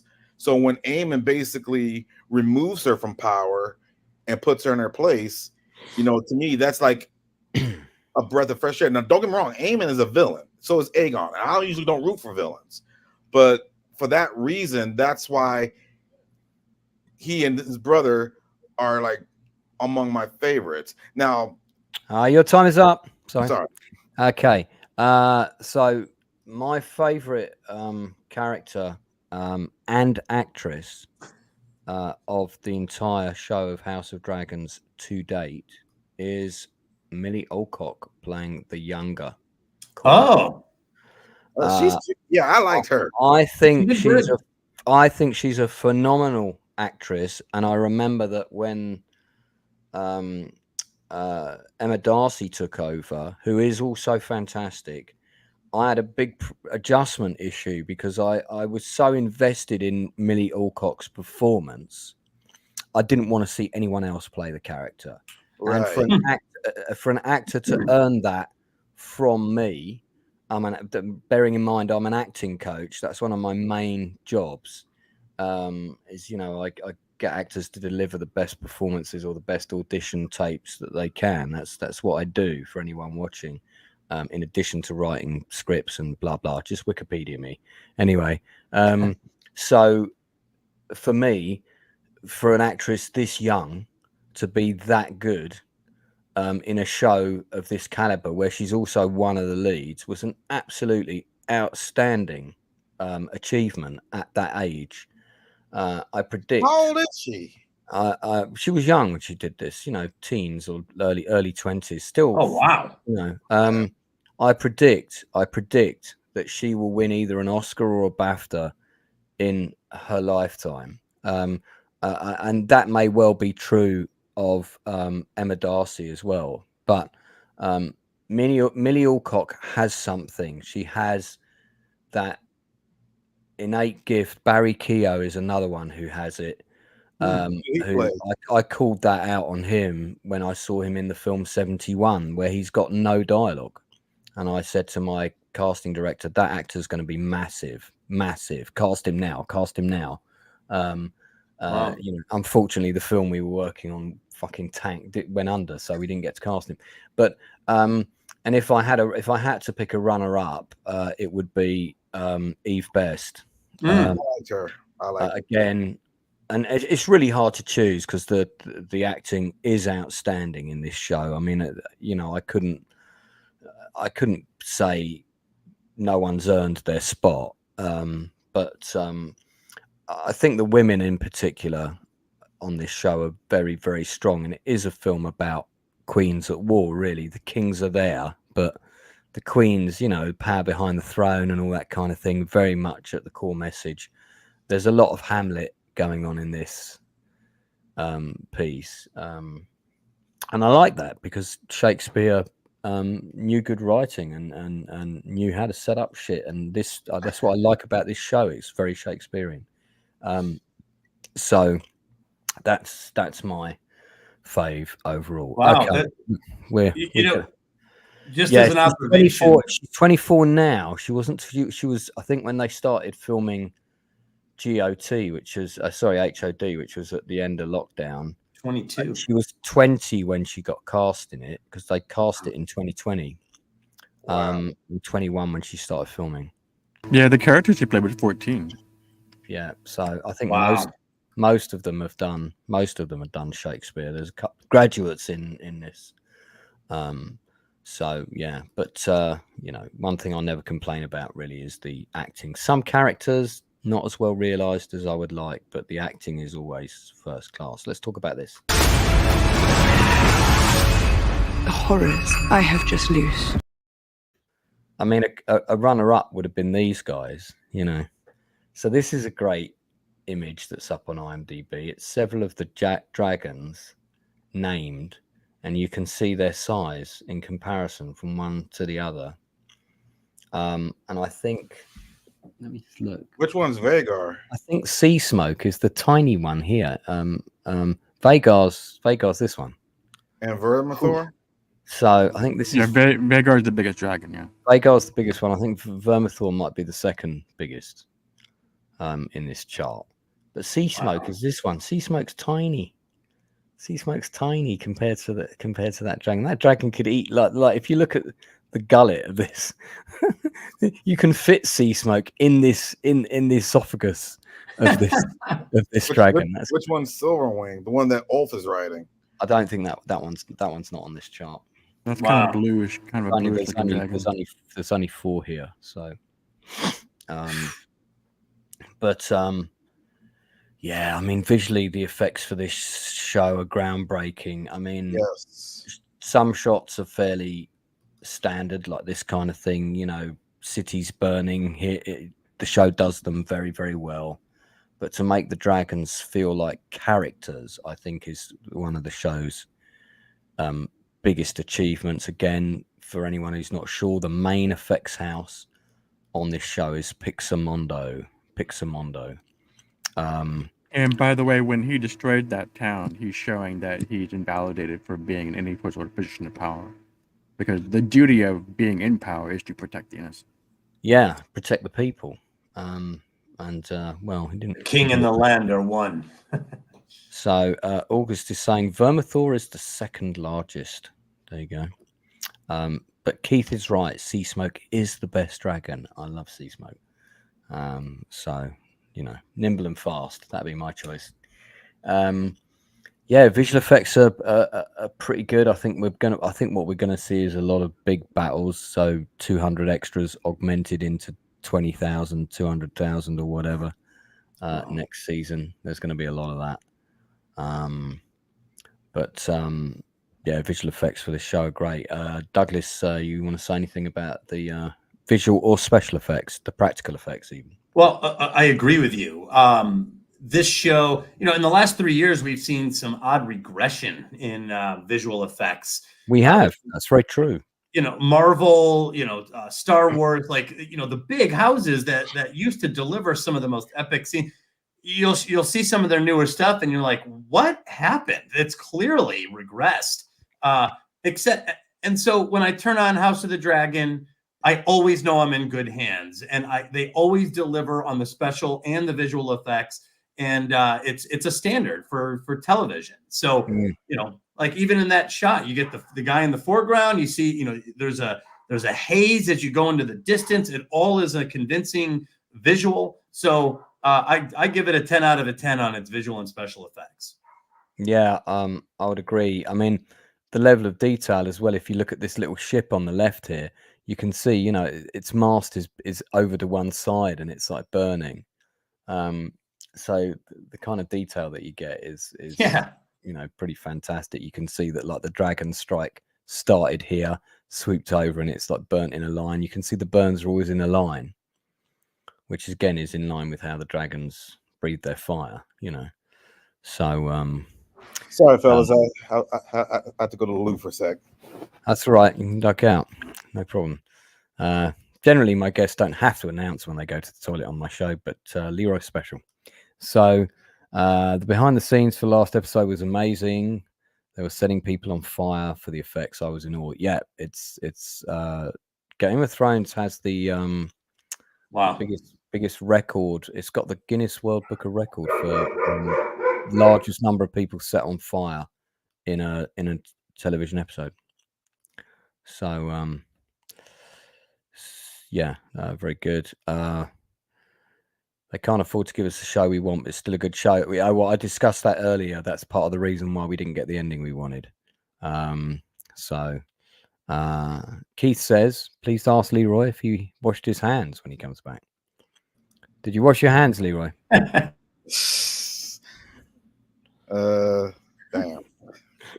Yeah, have you been yet or not? No, I just got back when I told. Okay. I muted myself, then I went to the loo. So that's right. Okay, so Darth, anything you want to add about the special effects? There's nothing I can add, really. I don't know how to talk about something like this. I'd rather hear what you got to say about it. Well, I think my friend Alan Marks, the late great Alan Marks, and in fact, you know what? Let's get a picture of Alan up if we can, because he's was a very dear friend of mine, and I talk about him quite a lot on the channel, but I don't think I've ever showed people who he is. So if I put Alan Marks VFX, I'm sure we'll get something. I've got his IMDb here, but I don't think there's a picture of him on his IMDb. No, because Alan was like never on social media. He was on LinkedIn, and that was the only thing he was on. Oh, there we go. I've got his. He unfortunately got a very rare form of blood cancer, so passed away back in, I think it was 2017 or something like that. But Alan was one of the pioneers in the UK of visual effects. He was one of the first people to work in the realm of CGI in the UK. Wow. So he was right there at the beginning. you know, I was going into the various effects houses that he worked in. There he is. And seeing him, you know, do stuff for the first time as it was happening, you know, the new technology. And he did the visual effects on my Pegasus Bridge promo trailer. He also did the spaceships on the Diamonds in the Sky shorts. If you haven't seen them, they're on YouTube. And in fact, one of them stars one of the actors from House of Dragon. Really? That I directed. It's on YouTube. So it's on this channel. If you type in Diamonds in the Sky short film, there are two of them, and one of them stars Wil Johnson, who of course did an interview on this channel, lost his head in season 1 of Game of Thrones, had that House of Dragon, had that amazing speech where he calls out the sons being bastard. It's the best. That for me is still my favorite, not just because Will's in it. That's still my favorite scene of both seasons, because it's such a good scene. And then he gets beheaded by Damon. He says the thing that everyone knows but no one says. Yeah, I mean, and it as soon as it happens, because I was texting him at the time and I was going, oh my God, they're setting you up for such a great storyline for season 2. And I'd literally sent him that text when he got decapitated, at which point he laughed and sent me a message. What do you think about that now? I was like, yeah, okay. Sorry about that. But he loved doing it. And he said you can watch the interview. They really rehearsed that scene and they got to spend a lot of time on it. And he said that was great that they got to do that, because that was all partly to do with the pandemic, you know, that they had that time to work on it and get it right. And I think they rehearsed it for like 2 days or something, and they shot it, he said, about 25 times. So my God. But yeah, Alan Marks was a really supportive, very, very, very helpful man. And, he's one of the pioneers of CGI visual effects. And he often worked on films with Steve Begg, who does practical effects, who'd done a lot of the Bond movies.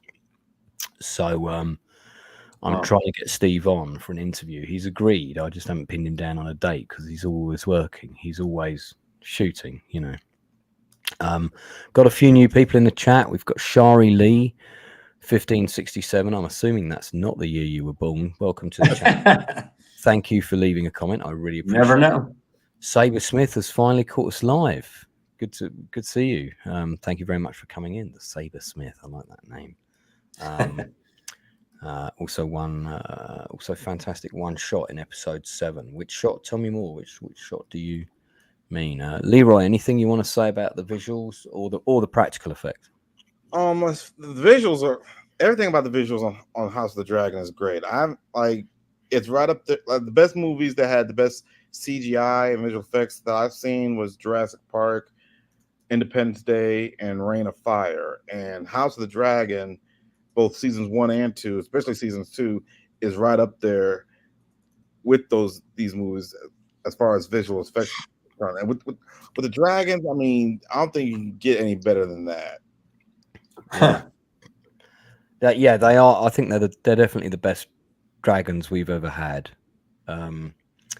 It's a toss up between this and that Dungeons and Dragons movie from the early 2000s. But never saw that. The dragons in that were actually pretty good. The film was absolutely diabolical. It was a terrible movie. But, well, most movies based off of video games are diabolical and terrible. It's not. It was based off a live, role-playing RPG, the biggest selling RPG on the planet, and everybody had always wanted a D&D movie. Why they didn't do the Dragonlance trilogy of books is a mystery. I think we might get that trilogy at some point, because dragons are popular. Dragon Riders are popular. I'm surprised no one's tried to adapt Dragon Riders of Pern yet, but I think it's a question of waiting for the technology. But the technology's there now, so the tech is there. And one thing that this show does that's so cool is there's a lot of dragons in the background, circling above behind a wall with their wings propped up. Like they're just there. But when they're not active, it's like this menace, it's like the angel of death just in the room all the time with you in this show. And it's done so well because they can do it. I just want to respond to this comment in the chat. August has said, my sister has PTSD and can't watch the show. But I assume it's a typo here. I think you put, but likes the story. I always send her a play-by-play and summaries, so she's caught up. Well, I do a detailed story breakdown at the beginning of every episode. So by all means, have a watch, listen to the audio of this. In terms of the PTSD, mate, I was diagnosed with severe PTSD in October of 2022. And actually, because it's the anniversary of something connected to that, these last few days, I've been having like 20 to 30 flashbacks a day. So I'm completely in sympathy with your sister. It's a very complex and difficult thing, and I didn't really understand it until I had it. So yeah, maybe we'll do a stream about that one day, but I'll leave that there. But yeah, my best wishes to your sister. I'm sorry to hear that.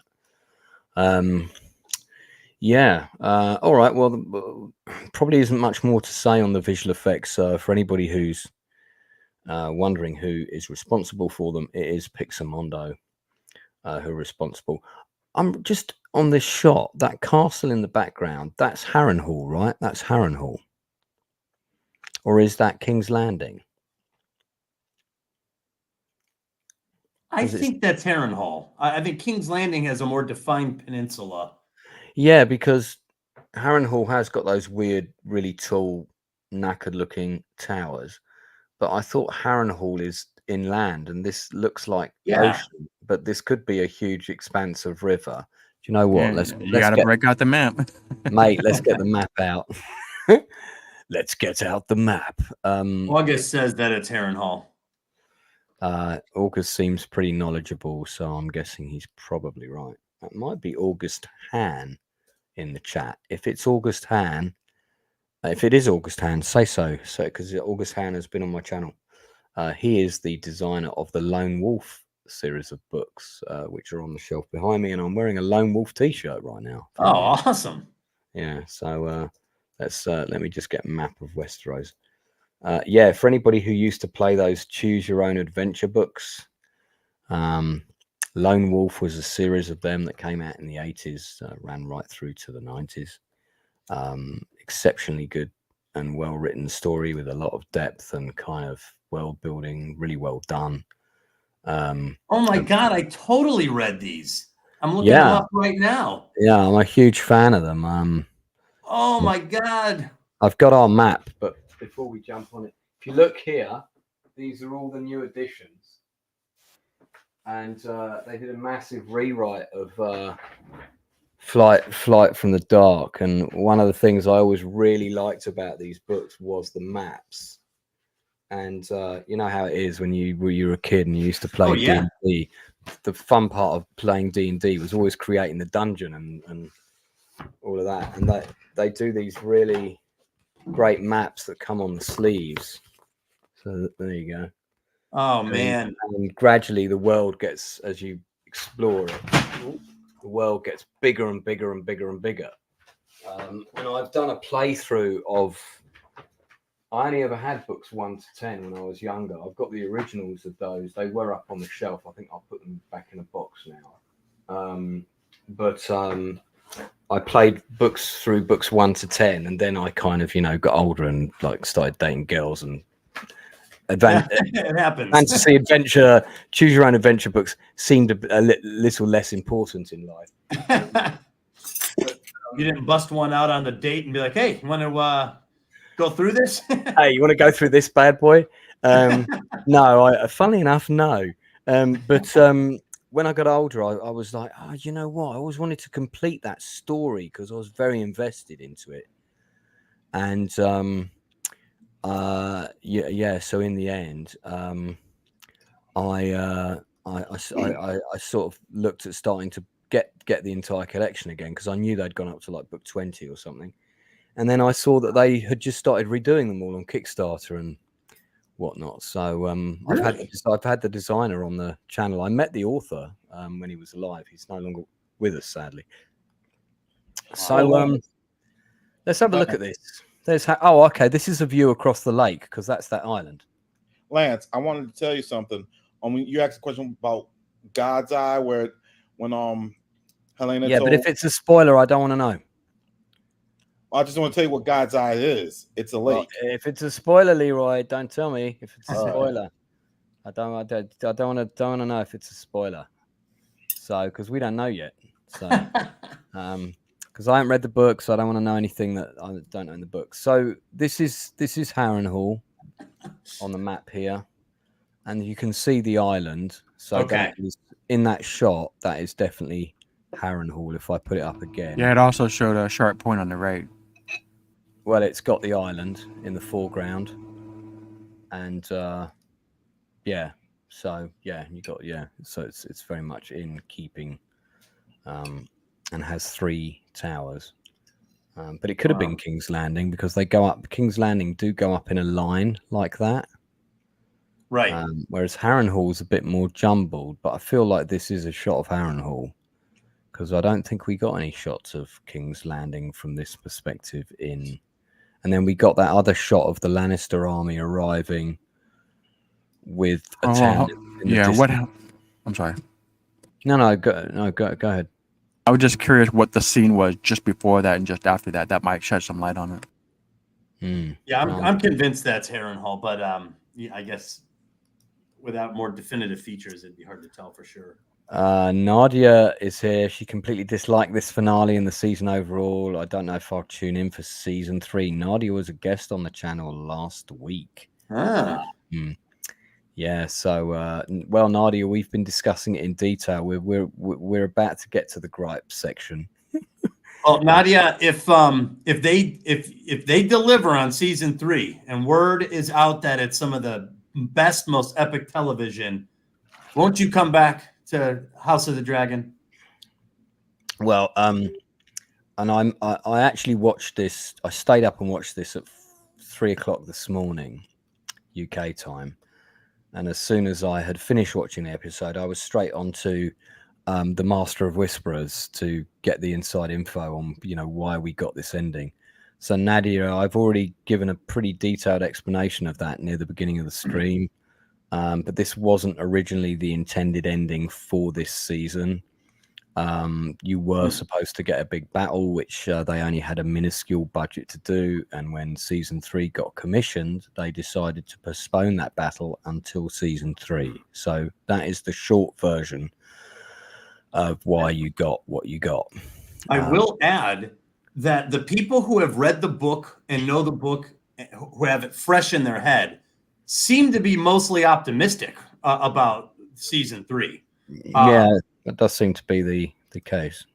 Yeah. Interestingly enough, also on the map, it's just interesting to see where Sharp Point is, and here it is. It's if I zoom in, I think I can zoom in. Oh, maybe I can't. Oh, I think I'm. Yeah, it's the peninsula just beneath Dragonstone. Yeah. So and Driftmark. So yeah, it's just there. Where were the stepping stones again? You remember they were saying that they wanted the stepping stones as part. That's to the south, now south of the North Sea. So there you go. Oh, there they are. Oh yeah, the stepstones. Oh yeah, that's huge. Key geographic position. Yeah, I wanted to comment on that a little more.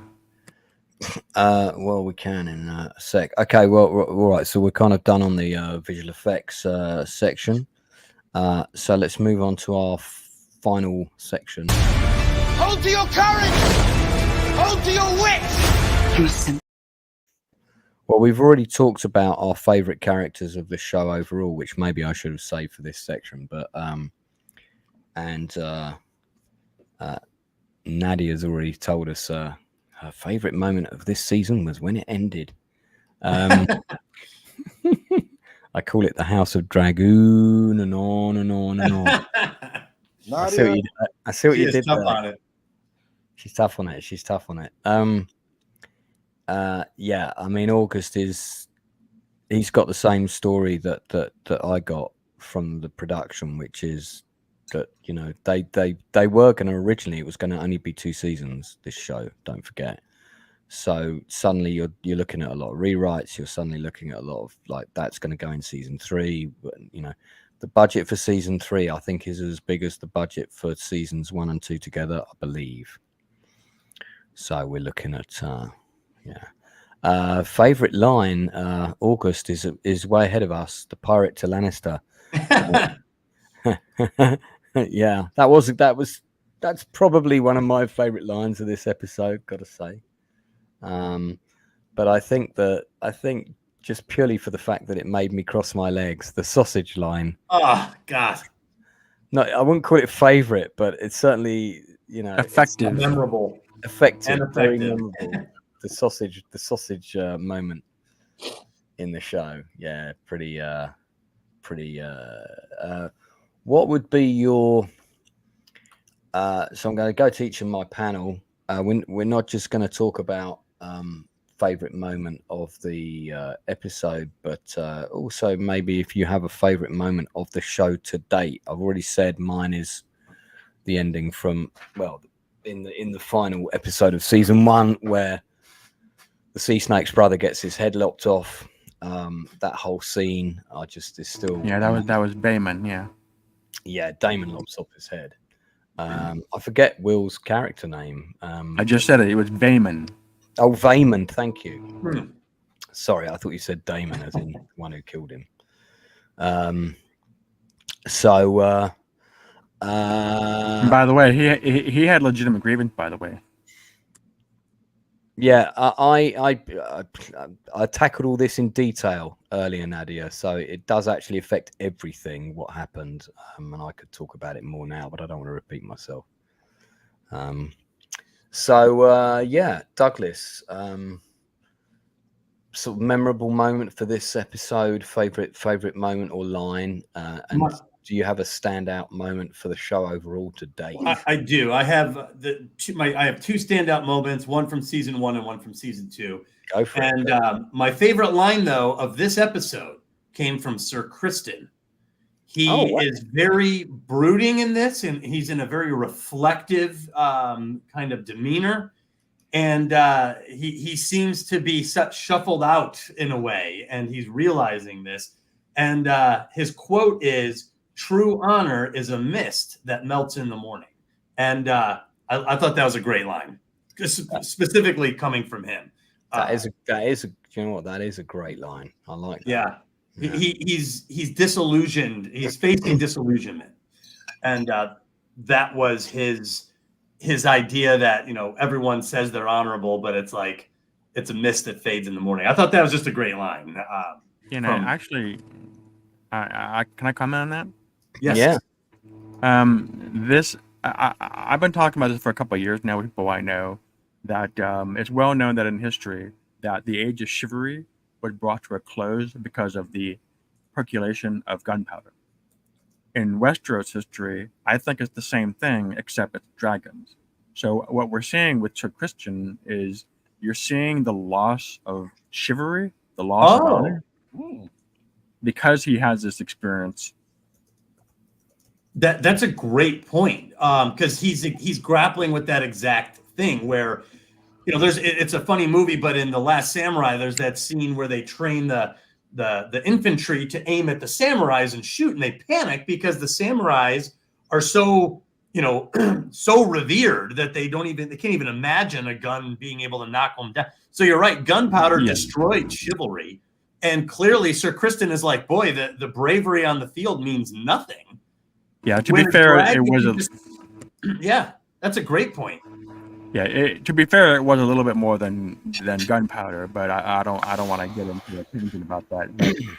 Well, there's a dynamic at play there. I think you're right. Since episode 4, Sir Christian has been behaving like someone that had just witnessed the Psalm. He's coming.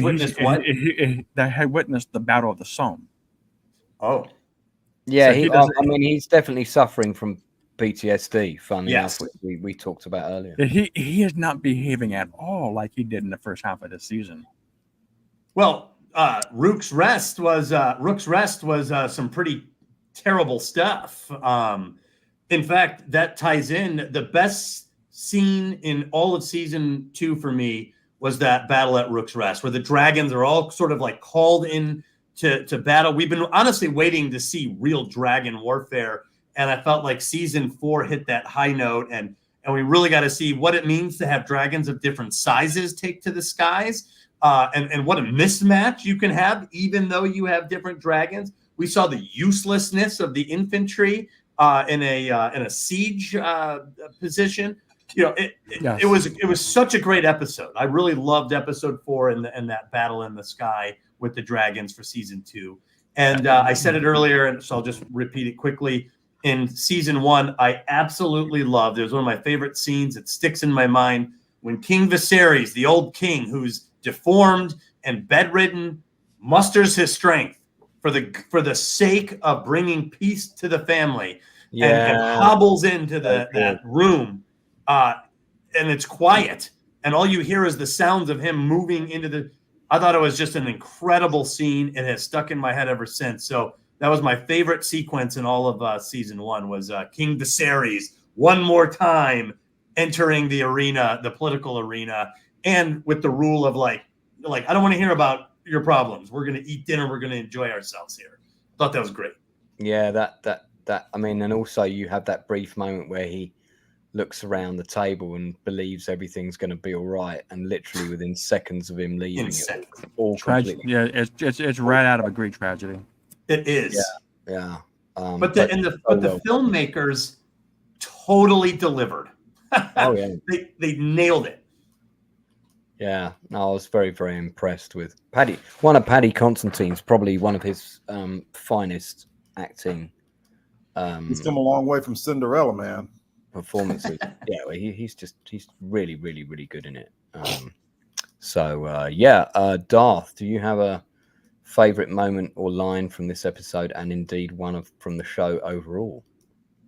We're already commenting about the best scene of this episode. That was the Laris scene. We're talking to Aegon. As far as the season goes, I think the best line episode, of dialogue, I suppose you could do, but yeah. Probably the sausage line. That has to be. It's just so powerful. It is, and the line immediately after that too, where he just like in complete utter helplessness, like, yeah, I can't pay with that going down my leg. Yeah, and he means it. Yeah. As far as the best scene in the whole season, I gotta go with the scene with Otto Hightower, the showdown with Aegon, and that everything that was said in that scene. I love that scene. As far as the best in the whole series, I already commented on that. That was the showdown between Viserys and Daemon in the throne room. But I already said that. Did anybody feel like after he said that line about peeing down the leg that we were maybe going to see him jump out the window?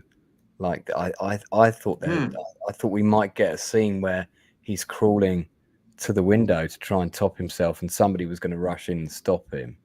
I thought that might have happened, because you could see that's where he was going. Well, I'll tell you what, if he's traveling in that carriage incognito, all that bumping around can't be good for his health. No. Did look quite sturdy though. It's quite sturdy as carriages go. It looked rock solid.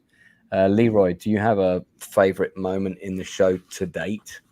I'd say my favorite moment from this episode, or my favorite line from this episode. Favorite line, yeah. It was when Admiral Lohar asked Tyrion Lannister, "I want you to F all my wives," and he's like, "How many wives do you have?" Because I ain't gonna lie to you, I would have jumped at the chance. So that's the same as August's favorite line in the. What happens in Essos stays in Essos. Yeah. How do you say alimony in Valerian? They don't have a word for it. My favorite in the show to date? Up to date from the entire show. Yeah. That's a tough one. I have to say, well, from season 2, I have to say my favorite scene is when Rhaenyra's and Meleys died in battle at Rook's Rest. That's my favorite because she went out fighting. Mm-hmm. and that was yeah, that was a badass. That was a badass scene. Yeah, she went out like an OG, and that was my favorite scene from season 2. From season 1, I have to say my favorite scene was in episode 1 when King Viserys, at the end of episode 1, when King Viserys named Rhaenyra his heir, because I think that's a father's love. Like I said, I loved Viserys because I think he was more like a father first than a king. He was probably. It's interesting to think that we made a lot of predictions about who was going to live and who was going to die by the end of this season, and I think the only prediction that came true was that several of us, myself included, predicted that the lady you just talked about, who was killed in battle, Darth will know the name immediately. Yeah, they're all so similar. They're all so similar that we've got Princess Rhaenyra and we've got Queen Rhaenyra, and well, anyway, yeah, the lady who should have been queen, who was robbed of her chance. As soon as they set her and the Sea Snakes romance up, you could see that they both had red shirt Star Trek vests on, and it was a limited period of time. But I knew it was going to be her because she was going to go into battle first. So, but we talked about who else might die by the end of this episode, and if there would have been more deaths if this season had ended as it was originally intended. So we got no deaths, and the only fight scene was a mud wrestling scene. Okay. Yeah. Okay. So this is a good segue into what was missing and the disappointments. I don't have a little title sequence to introduce us into this segment. Do I? Let me just check.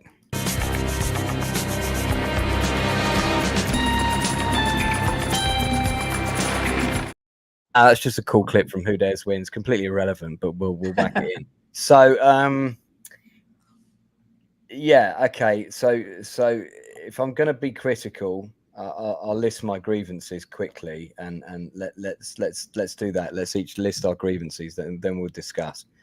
Number 1, character of Mysaria feels underwritten, awkward, doesn't work for me. The romance between her and the Queen, if it wasn't in the script in the first place, it shouldn't have been in it. They've had a kiss, and now there's no consequence. There's no chemistry between them. So what the fuck? For me, that's probably the biggest sin that this season's committed, because it just didn't feel like it needed to be there. I don't care if characters are gay or not gay. Right. We've had gay characters all the way through Game of Thrones. We've established it's that kind of culture. I have no issue with that. That's very much within the world. But there was no build-up whatsoever to or any setup suggesting that they might have a romance. There was no nuances with the performance that was suggesting that, or that it was leading that way. When it came, it was so awkward and just like, what is this? I don't buy that was the actors' idea on their own. That may be that they may say that. It may be that somebody has said it was, and Chinese whispers. I guarantee you, some producer somewhere of power said they should kiss, and that probably got suggested to the actors, and the actors went, yeah, all right, why not? But I bad decision. It just felt very naff. Most of the writing on this season, I think, has been pretty good. I'm all about patience. I'm quite happy to get on a slow journey and get invested in things, and I am invested. I'm invested in everybody, even the characters I don't like. I want to see what happens to them. I want to see what's going on. I feel like what's happened here is, in this last episode, is we've got several scenes that were cut short. The scene with Sir Tristram was definitely a longer scene. I feel that there's probably other scenes with other characters that are missing stuff. I don't think we needed 4 scenes of the princess looking for the dragon. 2 would have been perfectly sufficient. One to remind her she's still looking for him, and another one of, oh look, she's found him. We really didn't need 4 scenes. We didn't need a scene of her suffering from Hypothermia. With then no consequences, because what they should have done with that is she should have been freezing. And you know what would have been really amazing for her to suddenly sort of wake up and the dragon's face is right there, right in her face, like nudging her kind of thing. Yeah, Like that the would have been young effective. Bree scene. Yeah, and you're not sure if it's about to eat her or what, and that could have been that. We don't know where we are with that. That could have been the end of that. But for her to then just come over the next hill and there it is, was like, oh, really? Okay. What was all the hypothermia stuff about then? And was that just was that just filler? Was it? So there were some choices with this episode that weren't as good as some of the other choices. We talked about the dinner scene. That was very weak compared to some of the other council meetings and multiple character scenes that we've had. The character of Ulf feels a bit all over the place for me. I don't just something about him's not working. The reveal with the clash with the son and the father, Sea Snake, feels like it's in the wrong place. So I do have gripes. Now, these gripes are quite minor compared to some gripes I would have about other shows, because there is so much in this show that is good. So I don't want people to think I'm being a Nelly Downer on it, just for the sake of it. But I am a writer. I will take things to task, which I think were probably rushed or not well thought through. The other thing, which I'm sure everyone's going to comment on, is where was the action? Where was the bookend for this season? We got a fantastic ending of season 1. What we got at the end of season 2 was, as I said, episode 7.5. This is all set up. There's no payoff. I get why it happened. I've talked about it at the beginning of the stream. I get that season 3 wasn't a guaranteed thing. Lots of stuff got rewritten quickly. The budget wasn't there to do the battles that they wanted to have, so they're saving that for season 3. They'll have the budget, I'm sure. So Douglas may well be right. It may all be saved. It means that season 3 really can't afford to put a foot wrong. It's got to be amazing, But we should have got some sort of fight. I think what they should have done is had a minor confrontation, maybe with even no dragons, between two armies that accidentally clashed, or a small force that came across another force. There was a fight. Maybe some character falls off a cliff. We don't know if he's dead. It's a bit like Aragorn in the end, that middle section of the Two Towers where you think Aragorn might be dead. I think this season needed something like that. And I think with a bit of clever rewriting, they didn't need to do except the budget wasn't there, but they could have done something better than what we had. So still a good show. Overall, a good season. Disappointing ending for me. So Doug, jump in. Yeah, I thought that was very well said. I thought this was a okay episode, weak for House of the Dragon, but okay, serviceable. But it wasn't a good finale. No. The word finale carries expectations with it. A finale in the fireworks show, a finale at the opera. You are expecting some splash, and the season has been criticized at times for being slow and a lot of dialogue, and I was very patient with all of that because I don't mind that. But in the back of my head, I think it's because I expected all the fireworks here in this episode. And at some point, I grabbed my remote and I checked. I'm like, there's only 5 minutes left. I'm like, there's not. Yeah, I did that. I did that as well. So it was a longer than normal ep. Hold on, Leroy. Yeah, carry on, mate. Yeah, so I realized at some point that I wasn't going to get the big finale. So as a finale, it was weak. That's probably my number one complaint. But like you, Lance, I'm not giving up on the show. I know Nadia was like, I might not even watch. And I think that she will. Right. My theory is that this might lose a few viewers over the next 2 years as we wait for season 3. But I think all of us are going to be easy to win back. All of us, if not more. The show, I think, in the Nielsen ratings is number 3 overall. So it's a great show. What's 1 and 2? Do you know, just out of interest? Suits was number 2, and Beverly Hills Axel F was number 1. Wow. Yeah. So, but this was number 3. So it's relevant. It's culturally relevant. That's my first beef, and I have 2 others. One was for a finale, like you said, Lance. There's even ways you could do it without a big budget. My issue was Damon bends the knee, so there's one rival out of Rhaenyra's way. Alicent concedes. There's another rival out of the way. And then Aegon flees. There's another rival out of the way. So it's like at a time when the interpersonal conflict should ratchet up, they all diffuse. And we get this montage. That's a really good point, actually. I hadn't thought of it collectively like that. Very good. I was just like, everyone's kind of joining the same team. And the new conflict is suggested by the final montage. All the forces, at war marching, into conflict. And I was like, well, that really wasn't the conflict that I felt that we were signed up for with these characters. So that was my second issue. And then my third was the second round of diplomacy with Rhaenyra and Alicent. I did find out it's not in the book.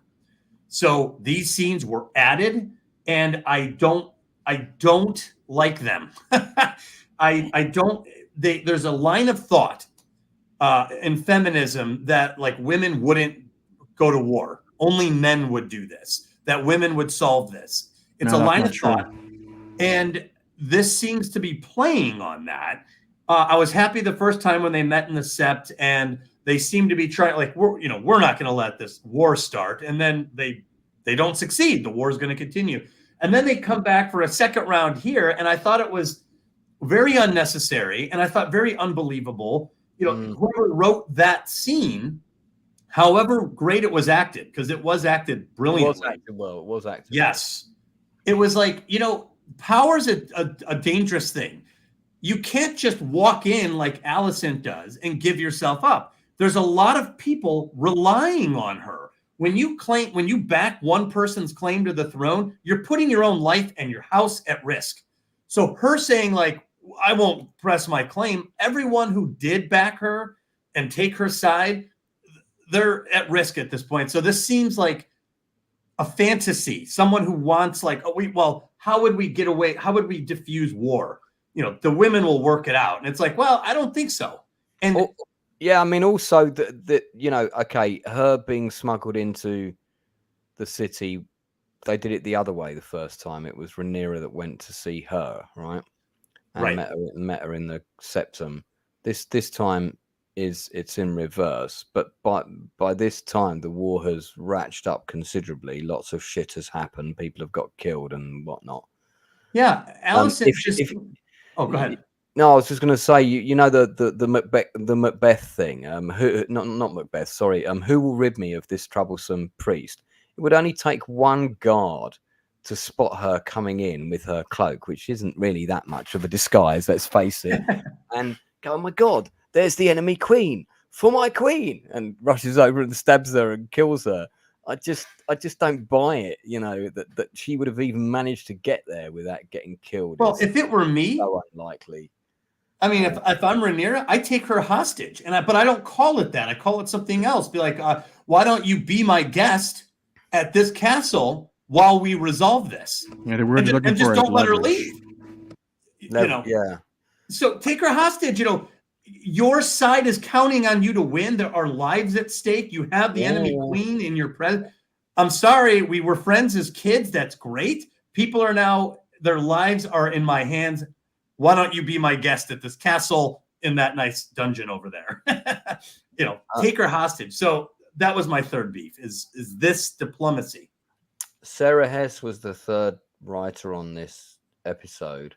She's also a producer on House of Dragon, producer of all of the episodes, producer of 52 episodes on Orange is the New Black. And oh, wow. But writing credits less. But she wrote an episode of Deadwood. I'm just curious to see what. So she's done 8 episodes of Orange is the New Black. 74 episodes on House MD. I think mostly as a story editor, though, executive story. And 4 episodes of House of the Dragon. I'm probably guessing most of those were for this season. Oh, no, actually, let's have a look. No, season 1, 2. And 2 for season 2, Rhaenyra the Cruel and the Queen, whoever was. I mean, yeah, was it her idea or was it, who can say, who said that they're going to meet again? I think you're right. I think it undermined things a bit. You know, they're at war now. It's a bit late for peace treaties and meetings at this stage. I didn't really buy into it. She came across as a little weak. You know, her hand is weakened now. Her status is lower, so it didn't have the same gravity as it had the first time. And you know, if you're gonna just concede, you should have done it last year. You know, you don't wait till now to, you know, lose your spine on it. You know, Darth, I think the thing you just posted in the private chat, you should make that point now. Well, that's a little long to read, but the point is that I posted something a few weeks. I posted something a few weeks ago about what Douglas was just touching on, and that is that the lead characters, Rhaenyra and Alicent, have been sanitized, but for reasons I don't quite understand. So I think they might be doing it. I think they might be doing it because they're trying to present the audience with characters that are relatable, instead of having them both be purely pursuing their interests. Are they? I don't know who's read the books on this panel or the book that this is based on. I read it 5 years ago, and I just do not remember. I have to reread it. Do we know if they're crueler in the books? I mean, I do believe they are. Somebody in chat will know. And also, the writing is inconsistent with season 1. So, not to spend a lot of time on this, but take season 1 for instance, where Rhaenyra had gone to Dragonstone, had retired to Dragonstone, moved away from King's Landing. But when the issue of the succession of Driftmark came up, she goes back to King's Landing to pursue what? To pursue her interests. She doesn't go there and say, "Oh, let's talk it out. We're a lady. We can figure this out."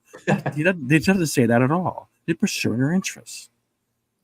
But once the king dies, she seems like she's no longer interested in pursuing her interests. It's almost like, well, it's my duty to my father depended on me to do this. So there's no mention of interest at all. And I put it all in the letter that I just posted. If anyone wants to read it, it's a bit long, but yeah, that's my take on. Talking of people being taken prisoner, what's going on in that shot with Otto Hightower? We haven't seen him for quite a few episodes. I think Laris did it. Honestly, I was told he's on a ship. Right, because all we know is that he is actually imprisoned. Hey, I don't care as long as he gets his comeuppance. I felt that was a bit like we got a very narrow. We don't know where he is. We don't know what's happened, and I thought you could show us a bit more than that. Okay, he's not where we thought he is. He's clearly been kidnapped and taken out of action in terms because somebody thought he was going to meddle and be a problem. But I would have liked to have seen a bit more, even kind of him saying a line to somebody who's off camera, but we don't see that person. We don't even need to hear them. It could just, but there could have been, again, it's a scene with little explanation. I felt, you know, that was like probably, oh, okay, well, we can't end this season the way we wanted to, so we're going to chuck in as many little kind of Easter eggs and seeds for next season to whet people's appetites. Let's get that scene with Otto and have a shot of him. You're going to see a longer version of that scene with him talking to someone. I guarantee you that's an end cut. You know, but we'll see. Leroy, your yeah, hold on to that guy. I wanted to ask you a question real quick. What do you think of the Lord Broom scene? Yeah, I liked it. He's going to die. Damon's going to kill him. I mean, Damon's going to kill him in season 3, 100% guaranteed. They're going to have a battle. There's going to be a victory. He's going to be covered in blood, and Damon's going to come up and look like he's going to congratulate him for his performance in the battle, and then he's going to put a sword through him. That's what's going to happen. I guarantee. I like it. Yeah, that's what I would. That's what I would do if I was writing that episode. We don't know where Otto is. He's in some sort of little prison chamber. It wasn't looking good. Leroy, what are your overall thoughts on the ending for this season? And well, the ending. You had some gripes. I want to hear them. Yes, I got gripes. Now is your chance to gripe. As far as my gripes, 5 minutes on the sand timer. As far as my gripes are concerned, it's equal to all of you guys. What you just said. However, I would forgive the ending if the dinner scene was more of a Full Metal Jacket. If the other bastards, if the writers made the other bastards put Ulf in his place, so to speak. If they did that, I could forgive the ending. The ending is, you had us all hyped up, and all we got to show for it is a cliffhanger. I mean, I was pretty Lance, until you explained why they did what they did, I had a whole bookload of gripes about the ending. But after hearing you out and explaining why they did what they did, I can forgive. The show itself is great. Like I said, I still think the entire show is better than all 8 seasons of Game of Thrones. And like, but just the ending, just leaving it after all the hype, just to leave it in a cliffhanger, it really ticked me off last night. And all I know is that if we're still here in 2 years, they better come through with season 3. They better come through and make those 2 years worth the wait. Because if not, I think there should be a lawsuit. I think we as fans should sue the film companies and the producers for leading us on this way. Atom Gray is saying it sounds like the Shogun ending. Well, we've got 2 more seasons of Shogun coming now, so I can't wait for that one. Me either. That's so ridiculous. That's actually a good point. The Shogun ending was similar. It wasn't a big finale. It was kind of a quiet landing. Yeah, it was pretty bad. I did what I wanted to see. I was disappointed by the ending of Shogun. I wanted the battle scene. I thought we'd earned it, and I wanted to see him. I wanted there to be this massive battle, and I think when they do season 2 of Shogun, it should open on that battle, and we should see it. I wanted to see Blackthorn and Fuji get together on Shogun. Have some. I thought we were going to not do tangents. Well, we'll have to probably wait another 2 years to see that as well. Okay, well, we're gonna go into our final thoughts now and give our. I'll tell you what, we'll do a rating out of 10 for this episode, but we'll also do a rating out of 10 for this season. So I'll go first. This episode, I mean. It's hovering between a 6 and a 7 for me. Loads of really great things, loads of really great performances, but some slightly poorer writing choices, some slightly poorer decision choices. I have to agree with Doug. I don't think we did need a second scene with the 2 queens, or in fact, if we'd only got one, it should have been this one. We should have over this and the septum. This should have been the one we should have got. I agree. I think it undermines the strength of the characters that we've had a little bit. I also just don't buy it that Alicent would have got in there and got out alive. Just wouldn't have happened. There's so many people there that would have wanted to kill her, and it's not like Dragonstone is like King's Landing, where it's a city that you can slip in and out. It is just a fortress with an army. That's it. It hasn't got a civilian population. Apart from the servants and whatnot, so I mean, any one of them could have had a dagger and just take her out. She's only got one guy with her. But And but by the way, that whole scene, it sets up for the more tension between Alicent and Rhaenyra, because Alicent said, "I'll hand over Aegon to you." She did. Well, That's true. Right, but Aegon has been ferreted out of the city.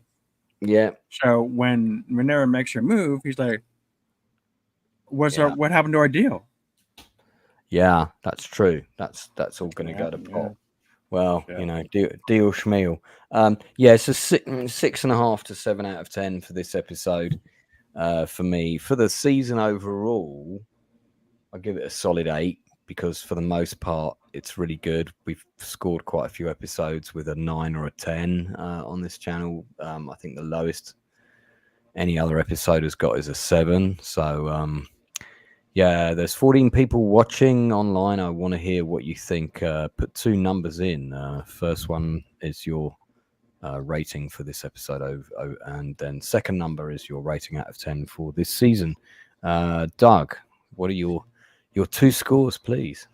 My rating for this episode would be a 6, which is pretty low for me, and I think it's because it mostly fails as a finale, and there were some writing choices that I disagreed with far more than usual.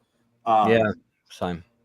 And I think for the season, I think I agree. I would give it an 8 because it was entertaining, it was captivating, it was cultural touchstone. Like people were gathering around the show. I would like to see them hit it out of the park for season 3. Darth. Well, at the risk of sounding like an echo, episode 6 and season 8.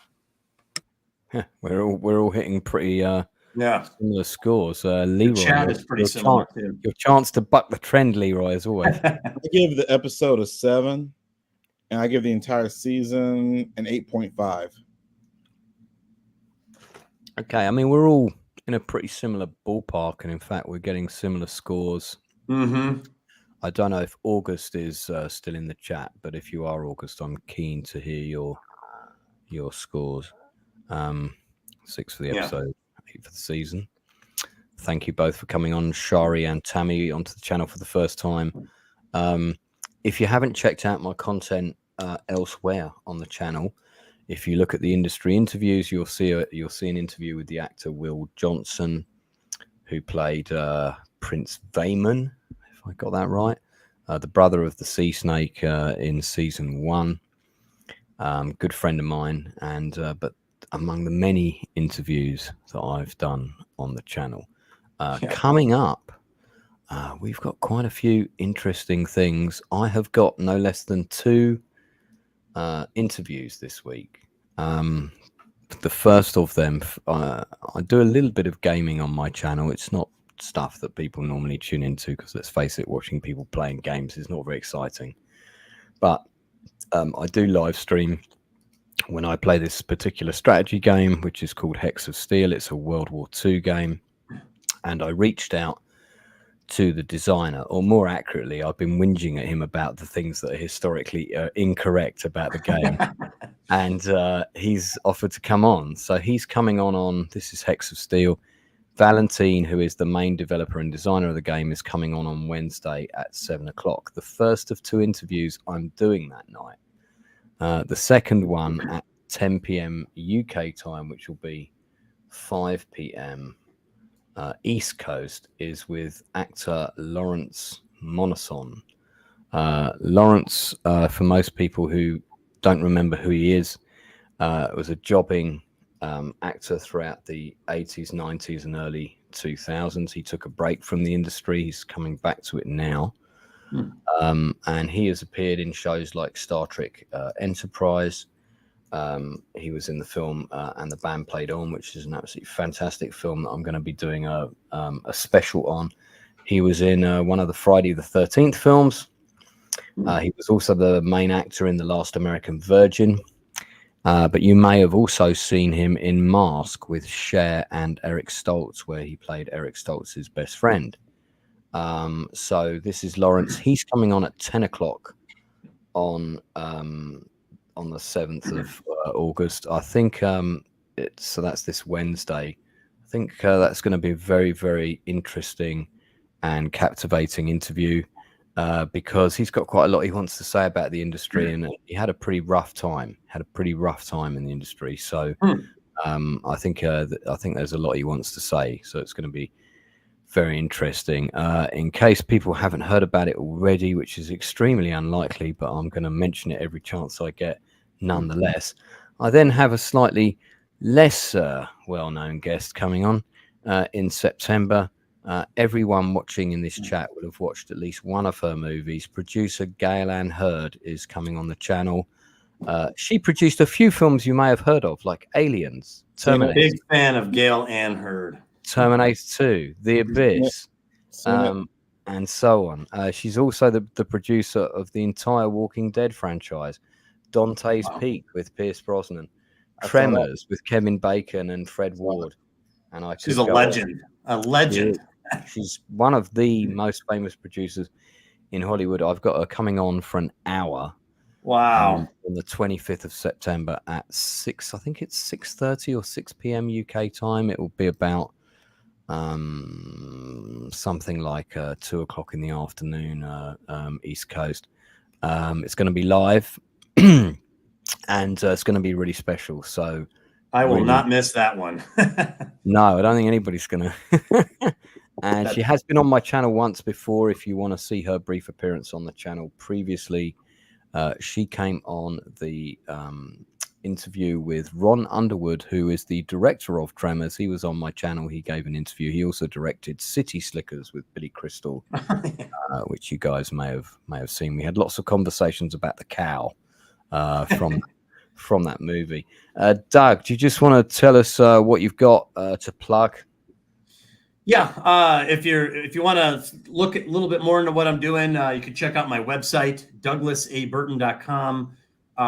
If you're a writer, I have a book out called The Heroine's Labyrinth, and it takes an in-depth study of the heroines that work across mythology, film, television, across different genres, and it breaks down 18 specific patterns that you can use as a writer to organize your story. It's comparable to the hero's journey, but sourced entirely off heroines, some of our favorites, a few of whom Gail Ann Hurd had a hand in, like Ripley and Sarah Connor, and the like. So, mate, that'd be fan. Yeah. Do you know what? Do you want to type the link for that into the private chat, and I'll whack I'll whack it into the chat for you. So, Darth, have you got anything coming up you want to mention? Actually, no, but I would like to make one comment about medieval diplomacy. Not too late to make it's never too late to make a comment about medieval diplomacy. Okay. Absolutely. Okay. The way it works is when a diplomat goes to a foreign entity, they're authorized to talk about a minimum and a maximum. Yeah. Right. So they're authorized to make agreements according to the minimum, but when you start moving towards the maximum, then you have to do what was called a sub spiratu agreement, which means that the agreement may not be approved by the home country, but that can't be known because of the travel distances and the time delay and all this stuff. So that was how they affixed it. And they did it that way so that if the agreement turned out to be turned down by the capital, it wouldn't be a faux pas. It wouldn't blow up into something serious. So when Thailand is talking to those people and the Triarchy people, the analog for the Barbary pirates, he doesn't have, when he's talking about, the Prince Regent will have my head for this, there's already a diplomatic way to talk about this. So I think that the writers of the story may want to research how medieval diplomacy works a little more. Anyway, I just wanted to get that out there. It's a bit nerdy, I'm sorry, but no. It's the sort of thing that rubbed me the wrong way. I think these things are always interesting because, I mean, by his own admission, George R.R. Martin does base a lot of his, his material on these. But that's the book, not the TV show. The TV show is what that did it. Okay, well. And by the way, when that guy said, "Oh, well, with our fleet, you can pop off the throne yourself," first of all, that guy's full of crap. If they had that kind of power, they'd take the stepstones themselves. Right. Yeah. Well, and giving away something like the stepstones, that's like, you talk about a maximum offer. That's it. Yeah, I mean, giving away Gibraltar. He didn't fully. If you listen to the dialogue of that scene, he didn't fully commit to giving it to them. He kind of just sort of nodded and went okay, and sort of pretended to agree. But that whole scene is really, that whole scene is dumb. It really is. Yeah, I mean, it dumbed down his character a bit. I kind of expected him to be more of a tough negotiator, as fun as it was to see him mud wrestling and whatnot. Yeah. Leroy, plug your books quickly. Yes. I'm still working on the second book of my new series, Jonah Chamberlain Mountain Man. The first three books my continued series, The Frontier, are still in the top 100 in Kindle on Amazon. Which is third book, pretty good achievement, Leroy. Yeah, considering that the third book was just published July 10th, and it's already in the top 100 along with the first two books. Oh, wow. Yeah. So, and thing is, I'm working on two series, The Frontier and Jonah Chamberlain. So the second book in the Jonah Chamberlain Mountain Man series, I hope to have finished by, at the latest, mid-September. After that, I'm going to be working on the fourth book on the Frontier series, and I hope to, at the latest, finish that by December. So by the end of this year, I should have 6 books already published. Sorry, let me move you up. Wow, you are prolific. Yeah, you can find my book. You can find all my books on Amazon. Just type in Leroy A. Peters. But also, there's a website called Fantastic Fiction, www.fantasticfiction.com. Just look up Leroy A. Peters, and it'll have all my books on there. Wow. And it's connected to Amazon, so it's very easy. Brilliant. Well, look, we've been streaming for nearly 3 hours on this one. Normally we do about, it was worth every second, Lance. Normally we do about finale. We normally do about 2 hours, but it was the season finale. Want to thank my guests for coming on, Douglas, Darth, and Leroy, and hopefully Blue Collar Loser will be back next season. And tell him I said happy birthday in 2 years' time. Yeah, it was his birthday today, so I may well bring him back on. We'll probably talk about the finale tomorrow on the Nielsen ratings. So for anyone new to the channel, I have a regular chat show on Tuesdays. We talk about random shit. I've got a core of regular guests, and occasionally other people come on. So tomorrow we've got some things we're going to get into, but I'll get into them tomorrow. But we did talk about the Olympics last week and the opening of the Olympics, and I just want to reiterate, I talked about Gabon and how poorly thought the choice was by France to send them down the River Seine in a tiny boat, as opposed to, and they weren't the only country that got a tiny boat, there were a couple of them, as opposed to everyone else who got to travel on these very nice big boats where they had an enclosed section and it was pissing down with rain. And I just thought, that's not the way that you, as a host country, why would you send people down on a tiny boat when everybody else, including your own country, is going down on these big luxury vehicles? And what they did with most of the small countries was they put 2 or 3 of them on a big boat. That's fine. I get that, because, you know, 6 people, 2 contestants here and there, whatever, 4 countries on a big.